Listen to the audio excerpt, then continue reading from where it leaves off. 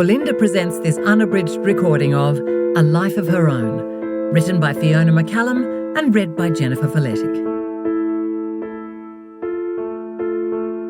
Dedication.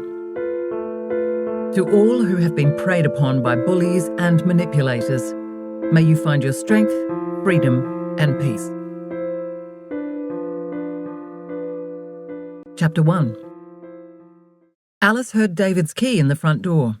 She raced up the hall and waited until he'd put his bags down and closed the door behind him before throwing her arms around his neck. "Welcome home, to your new home," she cried, determined to treat it as a celebration. He travelled so much, she usually didn't bother to make a fuss on his return. For David, coming back from Europe or Asia was pretty much the same as coming in from the Melbourne office half an hour away. But as it was the first time he'd come home to their new abode, she thought it warranted a bit of extra fuss. "Thanks," he said, grinning. "Hooray! All the boxes have gone. Well done, you." He pecked her on the lips before easing her away from him. Alice didn't feel as if she'd been dismissed. They weren't a very touchy-feely couple. She'd been a little disappointed in the beginning, nearly 4 years ago, but she had become accustomed to his lack of romance and displays of affection. David had plenty of other fine qualities. "I'm a bit manky," he said. "I didn't get to have a shower in Singapore." He left his bags where they were and strode down the hall into their spacious open-plan living and dining area. "Oh, wow, how much better does this place look with everything unpacked?" He folded his arms across his chest and slowly did a 360-degree turn, taking in the space, a smug, satisfied expression plastered across his face. "Yum, something smells good." "I've got a lasagna in the oven. I thought you might be craving something home-cooked." "Sounds perfect," he said with a contented sigh. "Do I have time for a quick shower?" "Yep, no problem." Alice was just putting their plates heaped with lasagna and green salad on the table when David walked back in. She smiled at seeing his tousled dark hair and casual attire, loose track pants and t-shirt. She loved him in a suit too, but to Alice this was more her man and a side no one at his work ever saw. David Green was the epitome of cool, calm, collected, controlled and driven. And he dressed accordingly. Sometimes it seemed to Alice as if by putting on his suit, David was putting on a costume and getting into character. She had always kept this thought to herself. David didn't like being made fun of, no matter how innocuous. Not that he didn't have a sense of humour, he did. But he was very ambitious and took his career, money and success very seriously. He'd worked hard to be able to afford this house. Well, for the deposit anyway. They were staring down the barrel of 30 years of being tethered to the bank. Of course, Alice had helped a little with the hefty deposit. She would have been happy with a small fixer-upper, but that didn't suit the image David was keen to project. Anyway, with him travelling all the time, when would it ever get done up? No, this place might not exactly be to her taste, but it was a sensible plan for their future. And oh, how she loved no longer having to traipse from property to property all weekend, every weekend, and stand around at auctions being beaten by wealthy, cashed-up investors who were simply adding to their portfolios. A little over a month ago, she'd been stunned when she realised they were the successful bidders for this place, so much so she'd stood there in silence for a moment, wondering what had happened after the hammer had gone down. And then, instead of jumping up and down, Alice and David had stared at each other with their mouths open and eyes wide until real estate agents flanked them and clasped them each by an elbow and urged them towards the house to sign the papers. Now here they were, in for just over a week, and boxes and all signs of moving out of sight. They were now able to properly breathe and settle into their new home. Alice was sure she'd grow to love it, find character in its new construction and clean, sharp lines and bright white walls.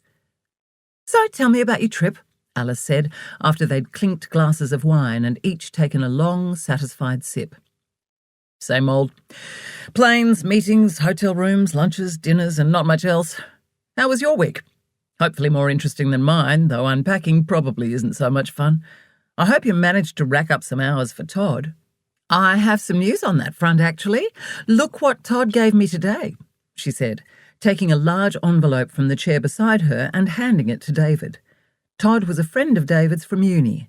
A few months ago, he had given her a casual job doing some market research and cold calling for the packaging firm where he was business development manager. "What's this?" David asked, opening it up. Alice didn't say a word while he extracted 2 A4 pages and slowly read them. After she and Todd had talked about the offer, Alice had left the CEO's office feeling as if she'd been given the opportunity of a lifetime, even if she wasn't all that excited about it. She'd felt flattered, which was a pleasant change after all the fruitless job hunting she'd done. But the more she thought about it, the less excited she became. Marketing for packaging?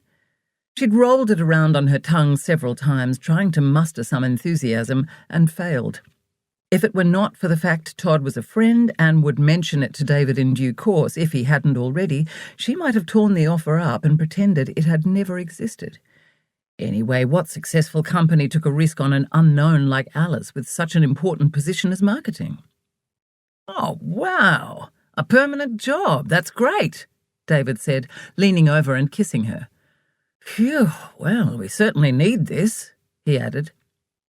"Yeah," Alice said, digging her fork into her meal. "So why haven't you signed it yet? Or is this a copy?"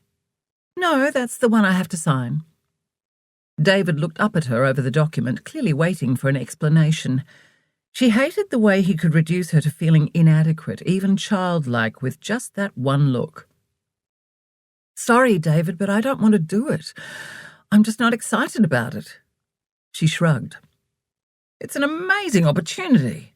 Look at this, they're going to train you up in marketing and you could be national marketing manager in a year. Wow, Alice, that's huge." Yes, I have actually read it, Alice thought. Why wasn't he getting it, hearing her? She wanted to scream with frustration. Instead, she tried a different tack. "It is a bit strange.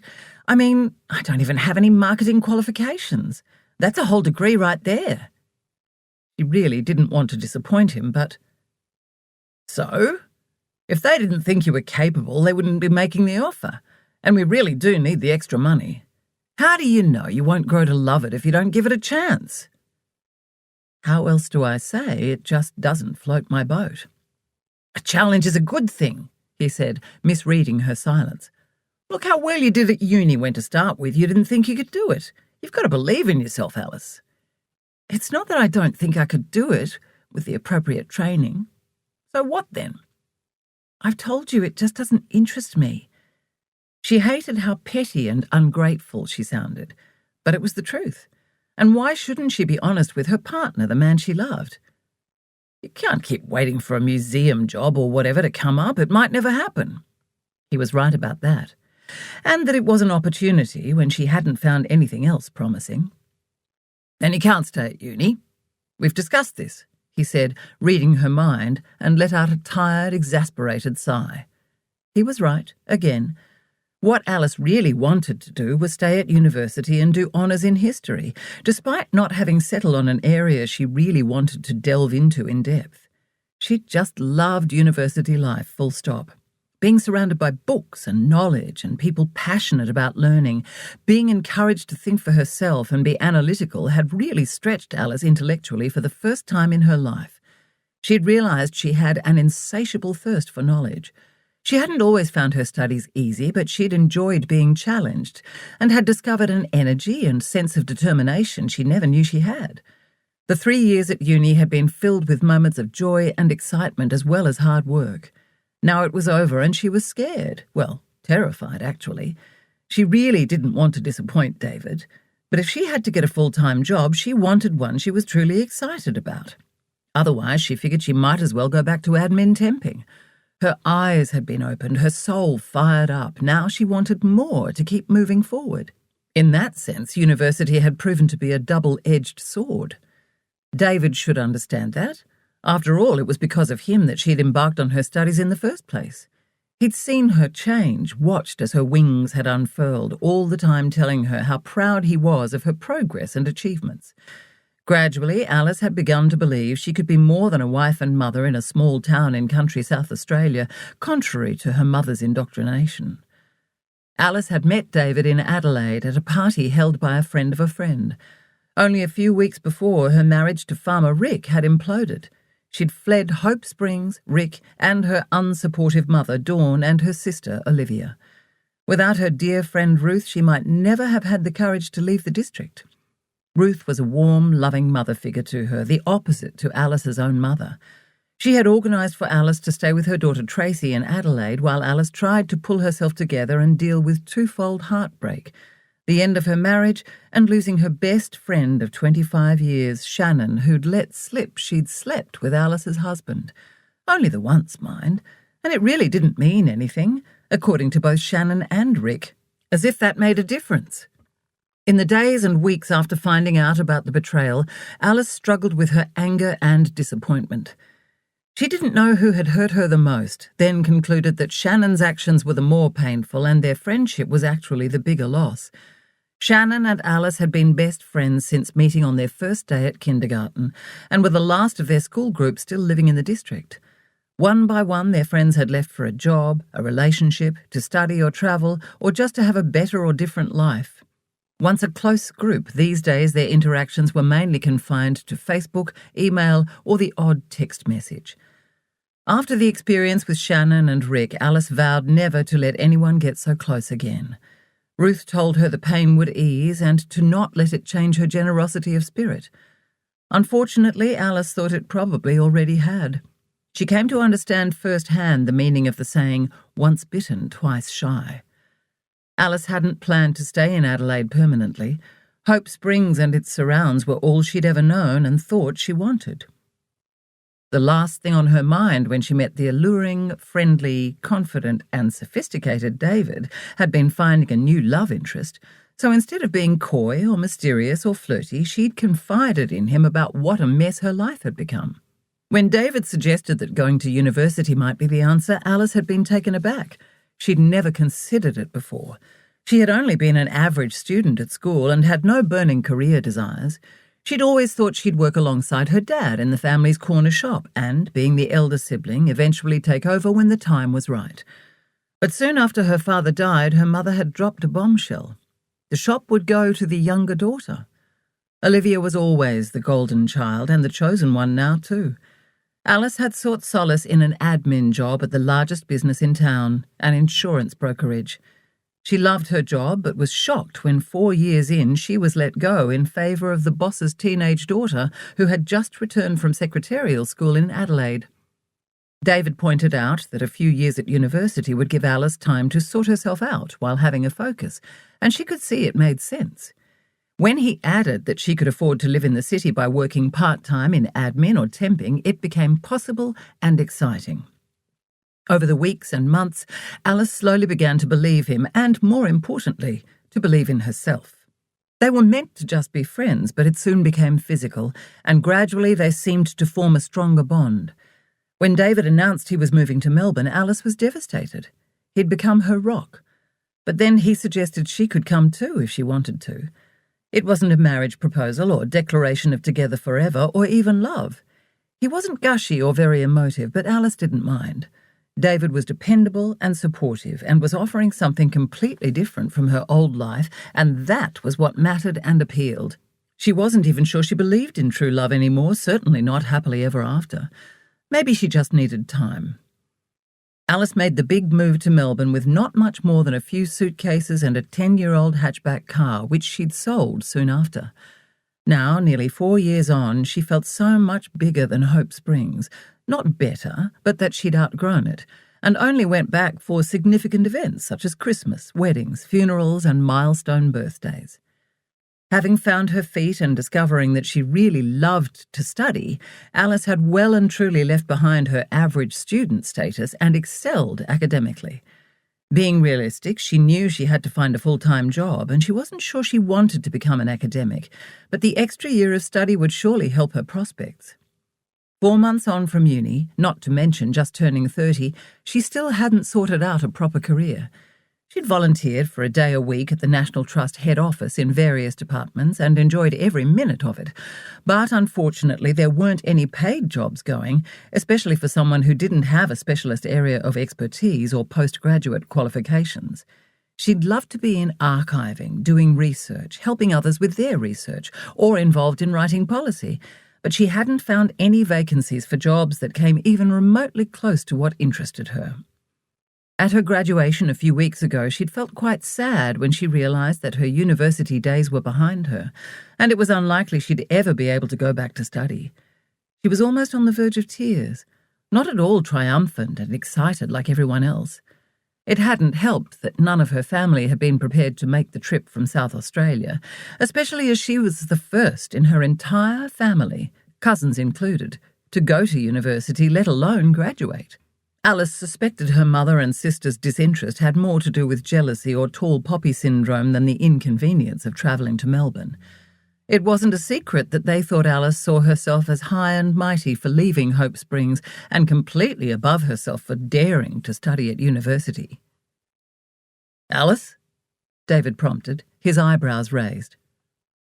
"I know," she said, her thoughts turning back to the offer letter on the table in front of her. Yes, she was being picky, but why shouldn't she want to do something she was at least a little excited about? And what sort of a name for a business is outer cover, even if it is packaging? "Well, you've got the weekend to think about it, but we can't afford for you to be too choosy. The salary is good. It's a good job." Alice stared down at her plate of food, her appetite having left her. David was right. He usually was. She needed to forget uni and start being a proper adult and an active contributor to society and their bank balance. Not that she hadn't been, but she thought she'd never have an income that would equal David's. Even this good salary was only around a third what he earned. Okay, so come on, get excited about it. It's a great job. Be grateful, she told herself as she forcibly chewed a mouthful of pasta. "Todd's nice, and you said everyone else there seems nice too," David added. "Yes, they are." And wasn't that a good enough reason on its own? "Half of any job is the people," David pointed out. "You're right. I'll accept it on Monday," she said, smiling as she stood up and started to load the dishwasher. David smiled. "All change is scary. You'll be right. You just have to push through it," he said, drawing her to him and kissing her. "I know," she said quietly. "I've got an idea. We should celebrate the new job and the house, and I know exactly how." "How?" Alice said, brightening and looking up at him. "Let's go to the pet store and get a dog. Now we don't have a landlord who doesn't like pets, and it'll be good training for us." "Oh, wow! Really? You mean it?" Alice nearly skipped in excitement, but restrained herself. "I don't say things I don't mean, Alice." Well, you do, actually. Quite often, Alice thought, but let it go. "Can we go to one of the shelters instead?" "Sure, whatever you want," he said, yawning. "I'm knackered. I'm just going to check my emails and then have an early night." "Okay, I'll be in soon." Alice smiled properly this time. She was going to get her tablet out and look at what dogs were available for adoption. Something small, but not one of the shrill, yappy breeds.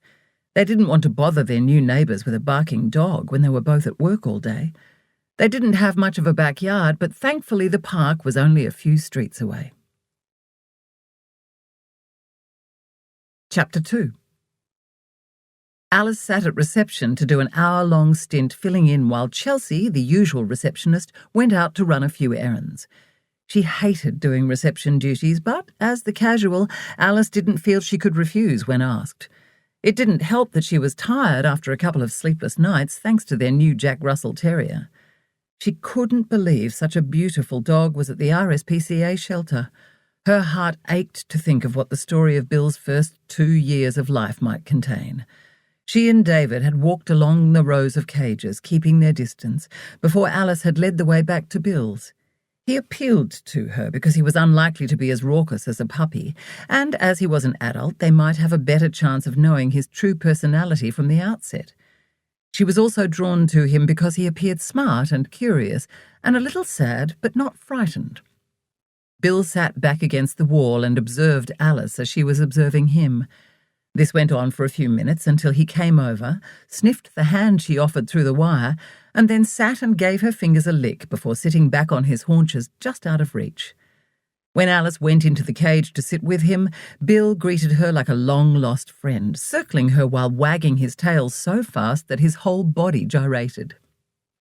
He then threw himself into Alice's lap and stood up with his paws on her chest, trying to deposit slobbery wet kisses on her neck. After his brief burst of exuberance, Bill curled up in her lap and settled for a nap. Looking down at him, Alice knew the deal was sealed. Well, from her end, anyway. David approved because he was a handsome-looking dog and not one of those dangerous breeds the Bogans have.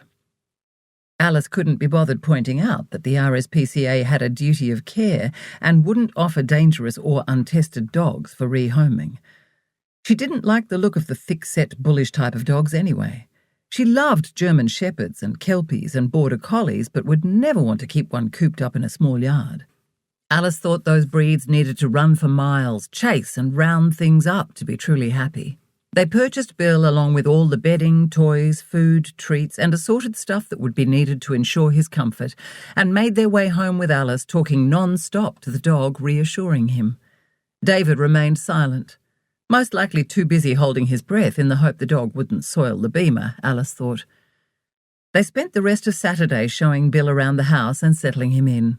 While cooking dinner that night, Alice had looked out the kitchen window and smiled when she saw David on the small patch of lawn in the backyard, testing Bill's obedience with treats and tossing him a tennis ball. She laughed out loud when she noticed that it was David doing the fetching. "He's got you sussed," she said when she went outside to join them. "I know. Call me a sucker," David said, laughing. "Mate, I'm taking it easy on you today because you're new," he told Bill, who was sitting with what looked like a big grin on his face, his tail wagging. When they called Bill for dinner, he trotted in carrying his tennis ball. He gently deposited it between David and Alice and sat to attention, looking from one to the other as if waiting for it to be tossed. David and Alice laughed. "Aw, who's a clever boy?" Alice said, leaning down and patting the dog. "Later, Bill, not in the house," David said firmly. "Go and lie down on your bed," Alice commanded, and was actually a little surprised when Bill obeyed, taking his ball with him. "That's one smart dog," David said with obvious satisfaction as he set the table. "But he looks so sad." "Better get used to it. I wouldn't be surprised if that's his signature move. We're going to have to learn to ignore him a bit." Yes, we don't want him spoilt and naughty." "Or fat. I might have given him too many treats before." "Yep, I think saying no is definitely going to be the hardest thing," Alice said, and turned her attention back to dishing up their meals. All had been well until it was time for bed, and Bill was left on the other side of the closed bedroom door. After he'd whined for seemingly hours, Alice wanted to relent and bring his bed in and let him sleep on the floor. But David reminded her that they'd agreed the dog needed discipline, boundaries, and consistent routine, and insisted Bill stay where he was while grumbling that he hoped the dog wasn't doing any damage. Reluctantly, Alice agreed, briefly wondering how they would be when it came to agreeing on how to raise a child. She pushed the thought aside. It was not something to dwell on at 3 o'clock in the morning. When the alarm went off on Monday, they both dragged themselves through the shower and off to work, after too little sleep thanks to their naughty but lovable new dog. The second night had been a little better, with Bill settling down at around 2, when Alice and David could finally get some sleep. At least he hadn't shown any inclination towards chewing anything he shouldn't, and there hadn't been any toileting accidents, Alice thought with huge relief as she reluctantly got ready for work. She blocked open the sliding glass door just enough so Bill could squeeze through to get outside if he needed to, and not so much that anyone could get inside. She really hadn't wanted to leave and had hovered in the hall patting the dog for ages. Being a casual employee, she didn't get paid if she didn't turn up, and calling in sick wouldn't be a good look, especially when Todd would have seen her and David's Facebook posts announcing the new arrival. He would know the real reason why she didn't come in. Anyway, she was going to accept the permanent position today, even though she still hadn't signed the contract. At the reception desk, Alice wished the phone would ring or someone would walk in and she'd have something to do. Sitting around with nothing going on wasn't helping her state of tiredness at all. She'd give her left pinky to curl up under the desk and take a nap. She was afraid of getting caught with her eyes closed, but she was losing the fight to keep them open. Her phone pinged, but checking messages or talking on her mobile while on reception was an absolute no-no. She looked up on hearing quick, heavy footsteps on the polished floorboards.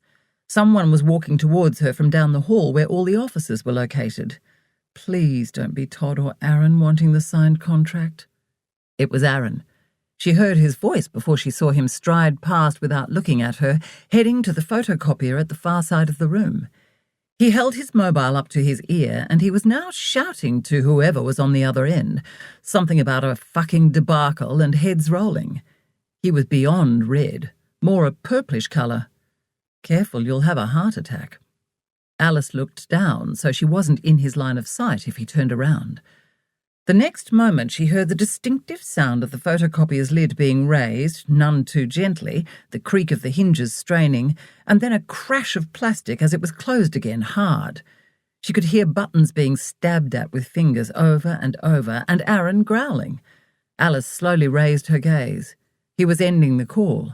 She half expected to see the phone flying towards her, but watched as he roughly shoved it into his trouser pocket. Then he started shouting at the machine in front of him.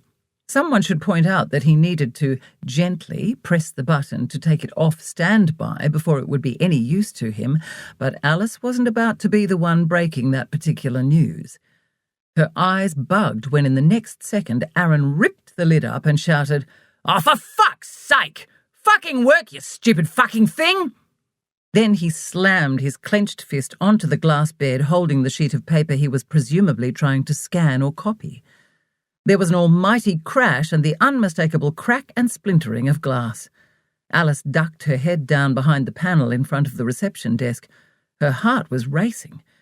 She didn't have a problem with swearing, could let out a few choice words of her own when the need and feeling arose, and she hadn't exactly been raised in a gentle household, but she did have a problem with aggression and violence. What should I do? Her flight instinct was kicking in, but she was trapped behind the desk. There was no getting out without passing within striking distance of Aaron. Alice began to feel queasy. Suddenly the front door opened. On shaking legs, Alice pushed back into her chair and sat up straight, willing the heavy thumping in her chest to ease as she took in a deep breath. A man in taxi company livery walked in. "Taxi for Aaron Trowbridge?" he said, beaming at Alice. "About fucking time! You're late!" Aaron shouted, striding across the room before Alice had a chance to say anything. "And get that fucking thing fixed!" he said, pointing back towards the photocopier as he passed by. Alice's heart was beating wildly. She ventured over to check the damage. Yes, there was indeed a big crack diagonally across the glass. Back at the desk, she retrieved the number of the copier repair business the company used and wrote it on a sticky note. Her fingers and voice were still a little too shaky to call yet. Thankfully, the phone hadn't rung, and so far no one else had needed to use the copier. "Are you okay? What the hell was all that commotion?" Steve from sales appeared at the end of the hallway. Aaron just tried to put his hand through the photocopier in a fit of rage." "Shit. Are you all right?" No, not really." "I'm fine, but I'd better get someone to come around and fix it." Steve went over to the copier and lifted the lid. "Christ, I thought you were exaggerating." He looked back to Alice with wide eyes. "He really did a number on it." "Yep, he certainly did." "Sure you're okay? You look a little pale. Can I get you a cup of tea, glass of water or something?" "I am a little shaken up, to be honest. Thanks, but I'll be okay." "Can I go home and be with Bill?" Actually, Alice did need a cup of tea, which she realised as soon as she'd taken the first sip of the sweet, milky tea Steve had delivered to her desk without another word, simply a sympathetic smile, a few minutes later. One by one, staff members filed past and expressed their disappointment in the situation and what Alice had had to witness. Gradually, she came to realise no one was actually expressing any surprise. She was relieved when Chelsea came bouncing back in and walked around behind the reception desk to unload some bags of stationery supplies. "What?"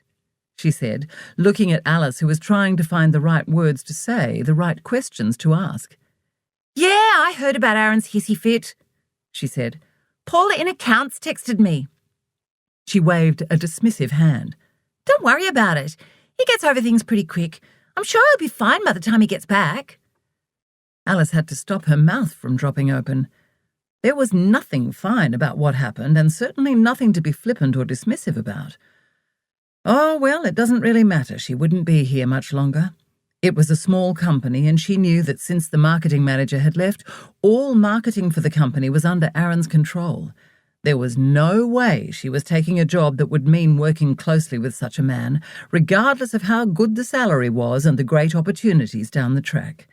He was the founding owner of the business, so Alice was sure there would be no repercussions, no change of behaviour. I've called the photocopier people. They'll have someone here as soon as they can, Alice said, picking up her handbag and coffee mug.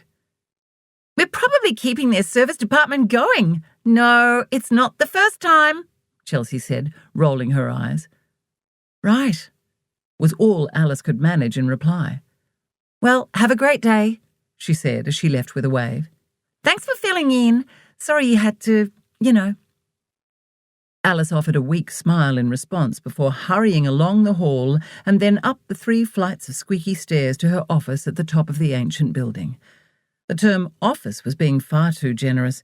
It was barely more than a cupboard and didn't even have an air conditioning duct. It had been as hot as a furnace during the middle of summer. Thankfully, it had a small sash window that opened just enough to let out some of the stifling air. She squeezed her long legs behind the small but sturdy desk that took up nearly all the space, feeling pleased that she was tucked away from the action in the offices below. The solid old stone walls and heavy desk for protection in front of her had never felt so comforting.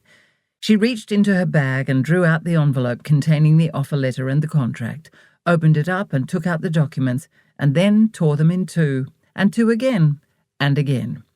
The job offer had felt wrong all along, otherwise she'd have signed up and been on the permanent payroll as of last Friday. She raised her eyes to the peeling paint and stained patches on the ceiling.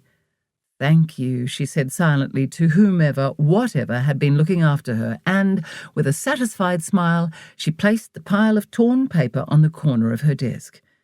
She really hoped David would understand. The disappointing thing about this was she now had to head back into the horrible murky pool that was job hunting. Not that she'd ever actually left. Oh, well, she consoled herself. She'd thought the house hunt would go on forever, and it hadn't, so she'd find a job. Soon. She had to. She really didn't want to go back to temping. She wanted to belong somewhere, feel connected. Sighing, she put her thoughts aside and turned on the computer to get to work securing more leads for Business Development Manager Todd. An hour or so later, Alice looked up at hearing a gentle tap on her door.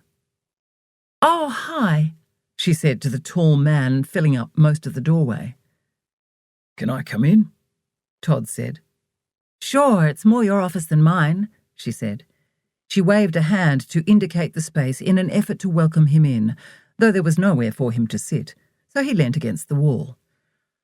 "I heard about this morning. Sorry you had to witness that." "Thanks. It wasn't pleasant." "Todd," she said, "I'm really sorry, but I can't take the job. I appreciate the offer, but—" She suddenly was lost for words. "Not because of this morning," he said, staring at the torn-up paper on her desk. "Yes, because of this morning. Well, that sealed it."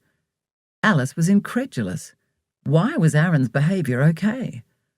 "I'm not spending my days wondering if I'm going to have a laptop or lever arch folder or something thrown at me from across the room." "He's not that bad." "Well, I can't know that, can I? Todd, this is not okay. It's not appropriate behaviour anywhere, let alone a workplace, and for the CEO. This is supposed to be a successful national company, for Christ's sake. Can't you see that?" "But I thought you liked working here. Liked working for me." "I did. I do. It's not about you, Todd. The man needs help." "But it's such a great opportunity." "So everyone keeps saying.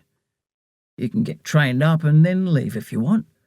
You'll be set up and well on your way after a year or two here. I'd give you a brilliant reference." "Sorry, Todd.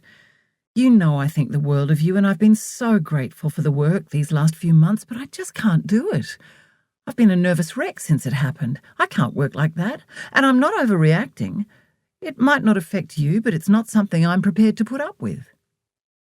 "So where does it leave me and Outer Cover?" "If you want me to go now, I will. Aaron will be back and wanting my answer on the job soon anyway. I got the sense offering me the position was as much about quickly plugging a gap for you guys as me being the right person for the job, so he'll probably be pissed." At that moment, Alice's flight response started to fire up again. The last thing she wanted was a confrontation with Aaron. He'd seemed so nice when they'd sat down together to discuss the role and when he'd made the offer. She had heard a rumour that the marketing manager had left suddenly under a cloud. She'd had an affair with one of the board members. Alice hadn't asked Todd about the story. It was none of her business, and she tried not to get involved with gossip. She'd had enough of that in Hope Springs. But if it were true, then Aaron was under considerable pressure to get the marketing department back in order quickly. Combine that stress with his unpredictable behaviour, and Alice was sure that things would only get worse before they got better, and she didn't want any part of it. She wouldn't have minded staying on as Todd's assistant while she looked for something more to her liking. She'd enjoyed doing the research, but she'd only been filling in while someone was away. Why did she need a career as opposed to a job anyway? To pay their whopping big Melbourne mortgage, that was why. Also, Alice felt a certain pressure to show she was worthy of a place beside David. She knew she was her own person and shouldn't buy into such a shallow view, but she also knew all too well David's high standards and the vision he had for his life and theirs together. His determination and ambition had initially drawn her to him. He was everything her previous partner, her husband, hadn't been. So she couldn't complain because it was pretty much what she'd signed up for. Todd's phone in his hand pinged with a message. "Sorry, I'd better check this," he said. Alice looked back at her screen, and as she did was notified of a new email too. She glanced at it while Todd was distracted. "Oh," she said at seeing it was from Aaron, and "many apologies" was in the subject line. She read the message where he apologised for his behaviour that morning and acknowledged how unprofessional it was. "Pah!" Alice said aloud at him, blaming it on being under too much pressure. She shook her head. There was no excuse for his behaviour. He closed with saying he really looked forward to her joining the company and being part of the team. "You've got to be joking," Alice thought. "So I take it that's still a no, then?" Todd asked. Alice looked up, frowning. "I was blind copied in," he explained. "Oh, right.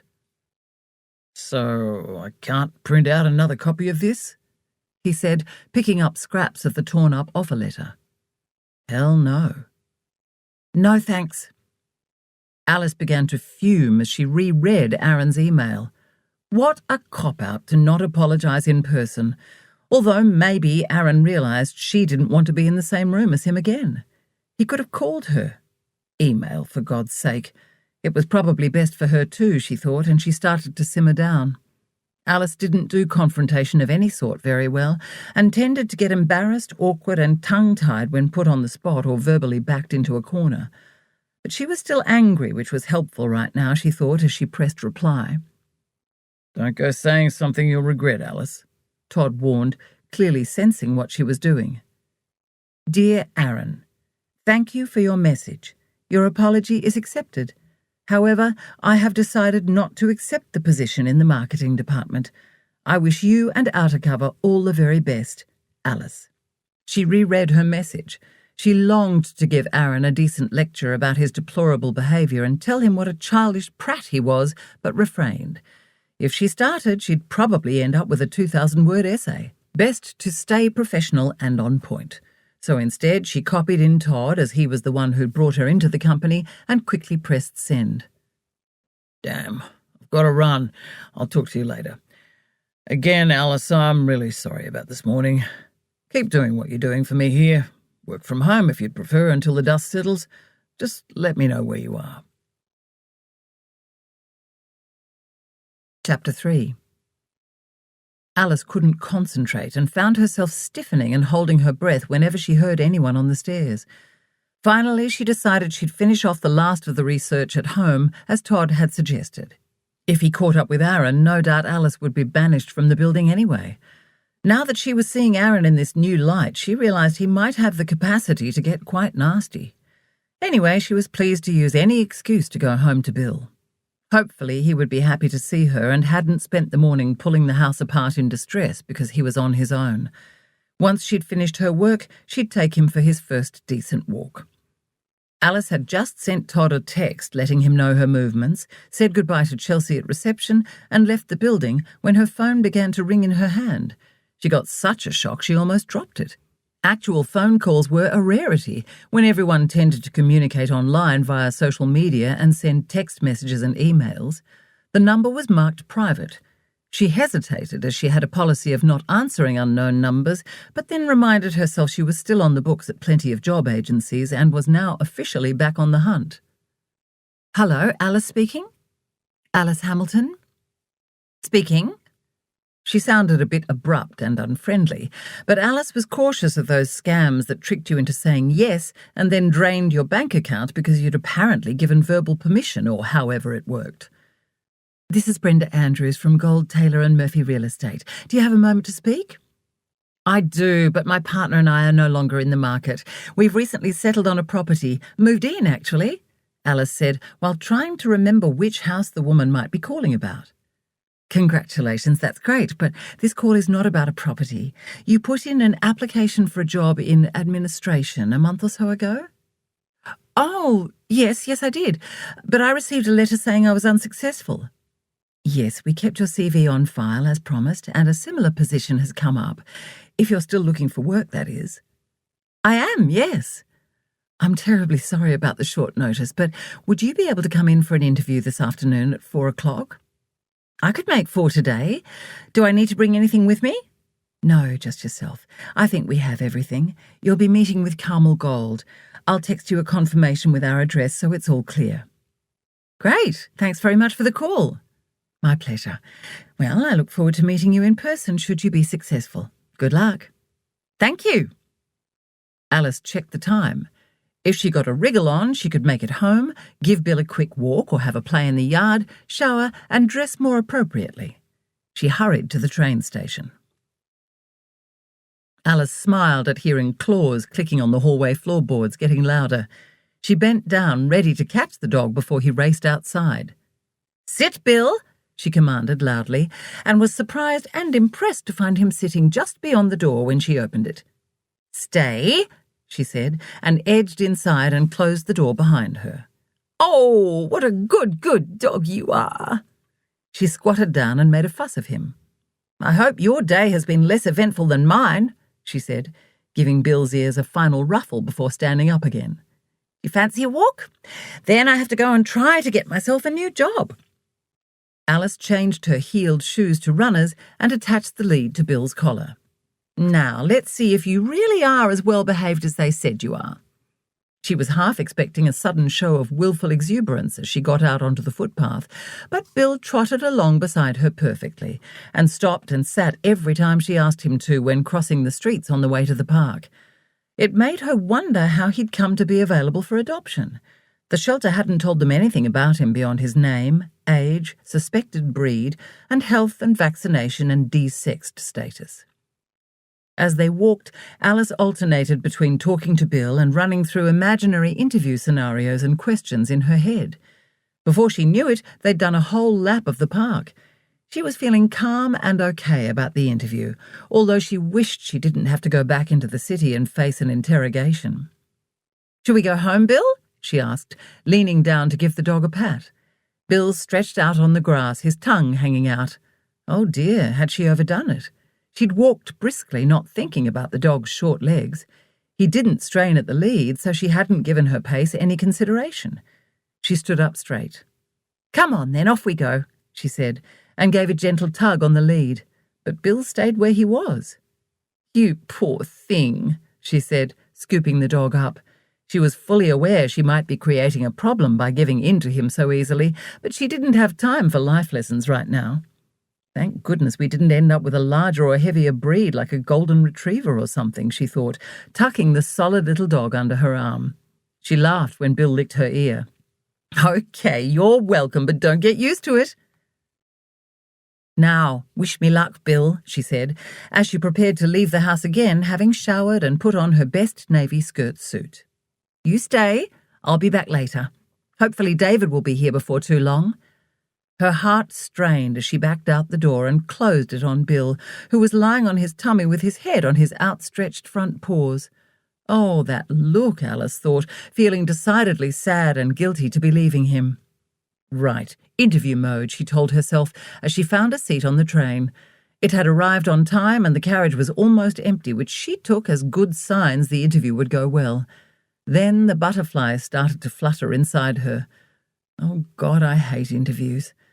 And she was feeling so much pressure now that she had no alternative employment or other options to fall back on. Chapter 4. Alice's fingers shook as she pressed the button for floor 24 in the shiny elevator. Stepping out, she took in her surroundings. Very nice, she thought. All around her was chrome, black marble, and glass. On the marble reception desk was a tall, colourful floral arrangement of green foliage and orange blooms, which had a spiky and architectural look to it. She gave her name and Carmel's and went across to sit on one of the chairs arranged around a marble slab coffee table with a smaller, matching floral arrangement in its centre. Alice stared at the arrangement, trying to decide if she liked it or not. Probably a strategic choice for such an office, she thought. Friendly enough, but also spiky, so you never forgot who had the upper hand. Though this was not where real estate clients came, was it? She realised what was missing and looked around to double-check. No, there was no display of photos of properties for sale or rent. There was probably a window at ground level full of advertising she hadn't noticed, and perhaps the agents only met clients out at properties or in cafes. In that case, the flowers definitely were spiky to remind visitors who was in charge, she decided. Alice reminded herself to breathe while her insides were clenching and quivering. She wiped her clammy hands down the sides of her skirt. God, how awful if Carmel were to arrive now and be greeted with a wet handshake. Ugh. She checked for about the 5th time that her phone was on silent, and then frantically tried to remember the interview questions and answers she'd been running through over and over in her head. But her mind was blank. Oh no, why this job? What are my 3 proudest moments? Where do I want to be in 5 years' time? Oh God, I don't know. Alice pulled out a plastic bottle from her bag and took a sip of water, and then struggled to get the top back on. She was still fumbling when her name was called. She looked up, cursing the flush creeping up her neck, signalling she'd got caught out doing something she shouldn't. Had she? No, she was just stressed all round. She leapt up quickly, tried to pick up her handbag and compendium, dropped them, caught them, and got up. God, pull yourself together, Alice. Alice, I'm Carmel Gold. Lovely to meet you, the woman said, smiling and offering her hand. She was impeccably groomed in a grey pinstripe suit with the firm's black and gold logo on the pocket. Alice took a deep breath while trying not to look too obvious, ran her fingers quickly down her thick, dark brown hair to smooth it, and then clasped the hand. Carmel placed her left hand over Alice's. Just a friendly chat, no need to be nervous, she said, looking Alice up and down. Thanks, Alice said, a little breathlessly. She smiled back and felt herself relaxing ever so slightly. Through here. Carmel led the way into a small room with a round table and 3 chairs around it and several more pushed back against the wall. The room was sparse and basic, done out in pale timber and navy carpet with nothing of the opulence of the reception area. A jug of water and 5 glasses sat in the centre of the table. Take a seat, Carmel said, picking up the jug and pouring water into 2 glasses. Alice sat with her back to the window so as not to get distracted by the view, which she was dying to inspect. Whenever she was in a high-rise, she loved looking down onto the city, figuring out which direction she was facing and then trying to pick out favourite landmarks. Carmel placed a glass in front of her. Thank you. You're welcome, Carmel said, and sat down opposite Alice. So, how do you feel about being trained to become an agent yourself, Alice? Are you a self-starter? I need someone with great initiative who can think quickly on their feet. Is real estate for you, do you think? Alice was a little taken by surprise at the lack of preamble. Oh, yes, that sounds great. Yes, I think I'd be good at real estate, she said, recovering. I'm looking for more than a PA. I'm looking for a protégé. It's a great opportunity for the right candidate, and I think that might be you, Alice. You're intelligent, you're adaptable, you clearly work hard, and you're impeccably groomed, she said, which is a must in our industry. Wow, you got all that from my CV application letter and 2 minutes face-to-face with me, Alice thought. Being tall and lean with big hazelnut-coloured eyes, long lashes and masses of naturally wavy hair, she had received compliments about her looks before, but it was rare for anyone other than her uni friends to comment on her intelligence. So, what do you say? It felt like something out of a team bonding session or get-rich-quick seminar. Maybe Carmel had attended a few of those in her career. But Alice did like her direct approach, which left no room for ambiguity. And she did seem friendly enough, despite her slightly abrupt style of asking questions. "Absolutely, count me in," Alice said, instantly regretting her level of enthusiasm. She sounded like the schmuck who'd just signed up their life savings to a dodgy investment scheme. "I thought heading out for a coffee might be nicer than a stuffy conference room," Carmel said. "There's a lovely cafe downstairs. What do you think?" "Sounds great. Come on, then." In the confined space, as the lift doors closed on them, Alice caught a whiff of Carmel's perfume. It was bold and deep, bordering on the masculine more than the feminine. If not actually a man's aftershave, it was definitely an oriental sandalwood type of scent, unlike the delicate rose-based perfume Alice wore. She only knew these things because soon after she'd arrived in Melbourne, David had taken her into Myer and David Jones to test every perfume in order to choose her a signature scent for when he next went through duty-free and could buy it cheaply. After much discussion with the shop assistants and learning more about perfume than she ever thought there was to learn, Alice had ended up deciding on one that smelt like roses. Well, David probably made the decision in the end, really. She liked it, but she wasn't a scent-wearing kind of person. A small part of her had secretly hoped he'd have forgotten all about it when next he went overseas, but he hadn't. Alice still had to be occasionally reminded to put on perfume when they went out together. She actually thought she preferred men's scent generally. "So, how has your day been?" Carmel asked, breaking the silence. "Interesting," Alice said with a laugh. "Oh, I'm intrigued. Tell me more." "The boss where I've been working had some sort of meltdown this morning and cracked the glass on the photocopier right in front of me while I was filling in on reception. I got quite a fright." "Oh, my goodness! That sounds very unnerving. Well, I can assure you no one at Gold, Taylor and Murphy is prone to such violent outbursts." "I was meant to sign a contract to work for him too. That certainly changed my mind." "I'm not surprised." "So how was your day?" Alice asked, suddenly feeling that she'd said too much. "Great. Successful," Carmel said, beaming. "Brilliant," Alice said. "Yes, even after all these years, I still get a buzz out of a sale." "That's great. My partner and I have just bought our first home together." "Congratulations." "Thanks." "So you know the excitement, but from the other side of the fence, so to speak." "Yes, though to be perfectly honest, I think I was more relieved there'd be no more weekends full of house hunting and disappointment." "I'm sure. It doesn't pay to get too emotionally involved. Here we are, after you, just around to your left." "Is here okay?" Alice asked, standing next to a small table tucked into a corner. "Perfect. You take a seat and I'll order the coffees. Or would you prefer something else?" "No, a latte would be lovely, thank you." Alice watched as Carmel raised a hand and waggled her fingers when she was halfway to the counter. 2 waiters scurried forward to help her, either sensing she was important or in a hurry, or both. Perhaps they knew her well. Carmel had barely sat down when their drinks arrived, espresso for her and a creamy latte for Alice. Alice took note that Carmel drank her coffee exactly as it came, figuring it might be useful to know later on. "So you've just finished an arts degree, and almost all history subjects, I see." "Yes, I chose subjects that interested me, since arts isn't really vocational anyway." "Right. What made you go back as a mature-age student? That must have been hard," Carmel said, picking up her tiny cup and taking an equally delicate sip. "My marriage ended.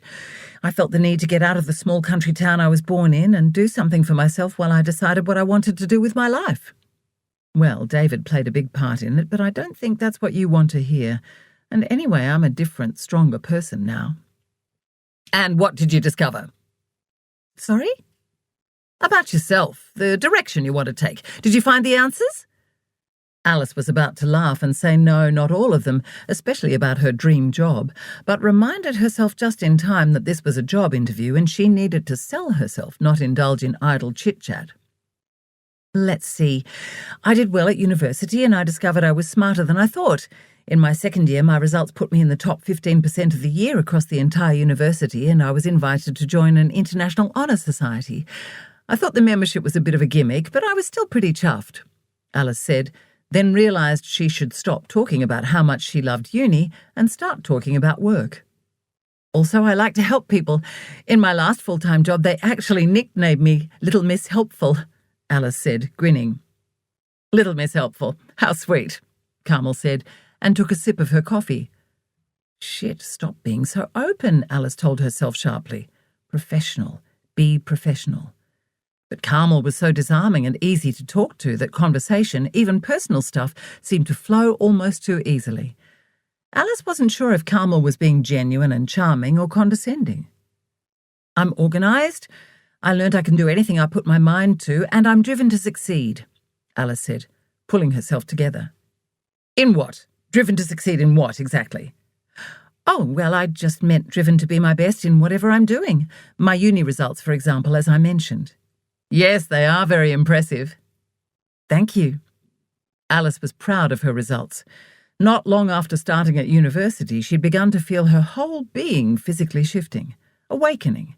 It was as if she had wings and they were slowly unfurling for the first time, stretching to test what span and strength they had.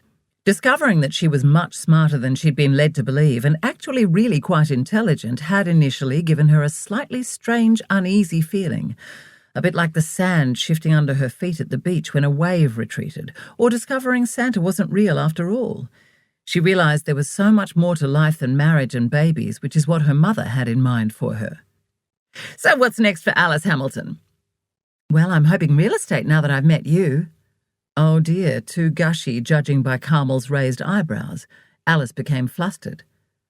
Unfortunately, I don't have a dream job or career in mind. Well, I didn't. What I mean is I think perhaps I'm a toiler. I'm a hard worker, but I don't feel the need to be at the top of management or the centre of attention. I think I'm happy providing support from behind, below, she said, hearing herself starting to ramble. It's not that I'm not ambitious, it's just that my ambition lies more in being comfortable and happy than really rich, Alice added, thinking aloud. She cursed the straight-up honesty that was such a big part of her character. Oh, shit. Just shut up. Why can't you have both? I do, Carmel said, waving a hand, a little theatrically, Alice thought. Oh, well, perhaps I just haven't found my groove yet. Alice, you're 30. You'd better get your act together. Alice was a little taken aback. God, you sound like my mother. It's not my fault there aren't any jobs going that use my passion for history. I'm doing my best. When she enrolled in arts, she'd chosen to study modern history because it captured her interest, and she'd shared a love of the subject with her dad. It had been one of their things, and theirs alone. As a child, she'd sit on his lap, he in his big reclining faux leather chair, their heads close together, flicking through books about the olden days, people they'd never meet and places they'd most likely never go to. When she thought about it, Alice realised she had found her groove in her studies. Now she needed to find it in a job. I'm probably too driven, said Carmel, and I knew I wanted to be in real estate when I was 10. I envy people who know exactly what they want from an early age. Alice might have seriously considered modelling as a career if she didn't enjoy food quite so much and hated the idea of starving herself, and her mother hadn't said over and over that being vain and drawing attention to oneself was vulgar. Strange coming from a woman who couldn't walk past a mirror without stopping to inspect her reflection and adjust her hair or apply more lipstick. Yes, it certainly makes it easier for planning one's life, but don't underestimate what you've gained through trying different things and keeping an open mind, Carmel said, smiling warmly again, all hint of the criticism from seconds ago gone. She turned her phone over and checked the time on the display. Right, so what do you think about being my PA? A 3-month probation will ensure we're the right fit, and then if you're interested, we'll see if maybe your groove is real estate. Oh, really? Wow. Alice was suddenly excited about the prospect of becoming an agent. It was something she'd never thought about, but the more she considered it now, the more she thought she'd be great at it. She could see that helping people to find and purchase their dream property or sell and achieve their dream price might be right up her alley. "I think I'd love to be your PA with the view to becoming an agent, Carmel. Thank you so much." "I like your enthusiasm, Alice. Now, I warn you, I can be a hard taskmaster at times. I'm always fair, but I am firm. I have strict ways I like things done, but I can promise there'll be no smashing of photocopiers." Alice cringed. She really wished she hadn't shot her mouth off like that. "I look forward to living up to your high standards, Carmel." "Great. Now, I need to cut this short. I have another appointment, and you're expected back up in reception," she said, standing up. Alice leapt to attention, leaving behind the coffee she'd only taken 2 sips from and hurrying to catch up to Carmel. Carmel spent the lift ride back up to the 24th floor in silence, focused on her phone. Alice found the atmosphere considerably colder than when they'd been going down, but shook the feeling aside. The woman was successful. Being busy and remaining focused on the tasks at hand was no doubt how she came to be one of Melbourne's leading real estate salespeople, which is what a quick Google of the company had told Alice. "It was lovely to meet you, Alice. I look forward to you being my new protégée should you accept the position," she said as they stepped out of the lift. "And now I'll leave you with the management team to discuss things further and for them to consider your suitability." "Oh, right, okay. Thanks, Carmel," Alice said. She was starting to feel a little dazed at Carmel's intensity. Did she just offer me a job or not? She began to hold out her hand, but Carmel was already striding away, giving a wave to the man and 2 women standing near the reception desk, all dressed in company livery. Still none the wiser, Alice turned towards them.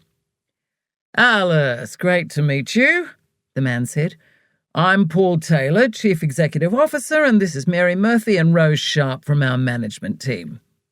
They all shook hands, and Alice tried to remember which woman was which. Did Rose have the red hair, or was she the blonde?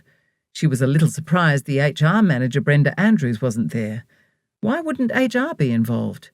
Oh well, she wasn't about to question how they ran their very successful business.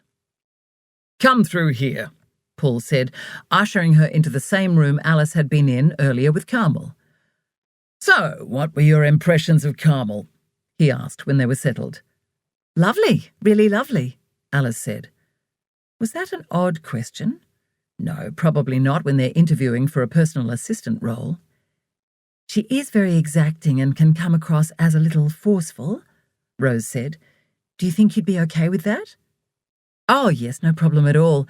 Of course there'll be a learning curve and it'll take a little time to understand her nuances, but I'm really excited about the chance to be working for someone of her caliber." "Fantastic, that's what we like to hear," Mary said, seemingly with a hint of relief. "I can get along well with most people," Alice said cheerfully, "and I'm organised, efficient and pretty exacting myself." "Okay then," Paul said, opening his black leather compendium and taking out a document. "Here's a job description and what we're offering should you choose to accept." He pushed the paper towards Alice and said, 3-month probation, after which time you can decide if you want to do some study. If you do, you'll be given a paid day of study leave per month, plus, of course, time off for lectures and tutorials." "That's very generous," Alice said. "It's not a day off. We'd expect you to be working, and we'd be expecting exceptional results, which I'm sure, given your recent studies, you'd have no problem achieving. We're a success because we have the brightest and best people. We understand that requires some investment. Then we hope they'll stay with us long-term and repay that investment. But we're getting ahead of ourselves. You might find real estate is not for you. Anyway, over the page is the salary we're offering," he said. Alice turned the page. She had to stop her mouth opening at seeing the very large number printed in bold black type. It was $10,000 a year higher than what Outer Cover had been offering, and she'd thought that was a good starting salary. As she stared, pretending to read, she told herself to put her game face back on. She wasn't greedy, but she hadn't lived with David's influence for this long to not at least attempt a negotiation. "I see that includes superannuation. I'd be looking for that salary plus super, at a minimum," she said, putting on her boldest, most professional-sounding voice. She met Paul's gaze and held it in an attempt to tell him she was serious, and then looked to Mary and then Rose. It was worth a shot. Alice didn't want them thinking she was a pushover, great offer or not. "I think we can stretch to adding super and another 5,000, Paul said, and looked to Mary and Rose. They both nodded. "Alice?" "That's great. Thank you. I accept." "Brilliant." He made a note in his compendium and leant over and made the changes to the paper in front of Alice. "I'll get it amended and emailed to you tomorrow," he said. "But in the meantime, take this so you have everything to hand. If you have any questions, contact Brenda Andrews in HR. Her details are at the bottom. Does the start date next Monday work for you?" "Yes, that works perfectly," Alice said. She watched, almost mesmerised, as he put his pen back into the loop in his compendium and zipped it closed. "Right then, great. Welcome aboard, Alice," Paul said, standing up and holding out his hand. "Thank you," Alice said, leaping to her feet and grasping his hand. She then exchanged handshakes with Rose and Mary, who were standing beside Paul. "May it be a long and rewarding experience for you," Mary said. "I'm sure it will.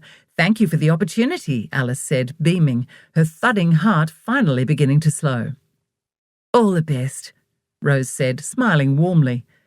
Alice was ushered back out to reception. "Thanks, Alice. The updated document will be forwarded to you by the end of business tomorrow. Hand it back signed to Bianca here at reception when you arrive. We look forward to seeing you around the office from Monday." And then they were gone, leaving Alice to feel a little like she'd been through a cycle in the tumble dryer for the past hour. "Thank you. See you Monday, Bianca," Alice said to the receptionist, and walked towards the lift on legs that didn't feel quite connected. She nodded in greeting to the young man and woman already in the lift and rode silently with them to the ground, the whole time thinking, "Golly, I've just got myself a damned fine job with a damned fine salary. Woohoo!" So excited she wanted to pump her fist in the air or tap dance. Instead, she smiled and clutched her 2 bags so tightly to her chest. Outside on the footpath, she looked around. What now? It seemed so ordinary to simply go home, such an anticlimax. Oh, well, that was life, wasn't it? Ordinary punctuated by less ordinary. One couldn't celebrate every exciting event. And she'd only got a job. Hundreds of thousands of people around the planet did just this very thing every day. But she knew that David would be pleased. She took out her phone. There were 2 missed calls from him, but no notifications of any messages. She tried his number, but it went straight to voicemail, so she hung up. Everyone else would be in lectures or at work and out of contact too, she realised, running quickly through her list of nearest and dearest friends. Welcome to the real world, she thought, and put her phone back in her bag with a slightly disappointed sigh. At least Bill would look like he was pleased to hear her news, even if he didn't understand it. She brightened a little and then began to smile again as she headed back to the train station. "I'm going to love being in real estate and be really good at it," she told herself.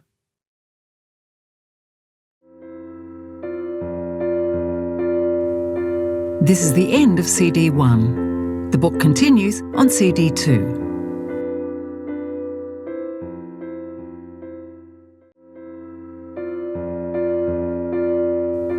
CD 2.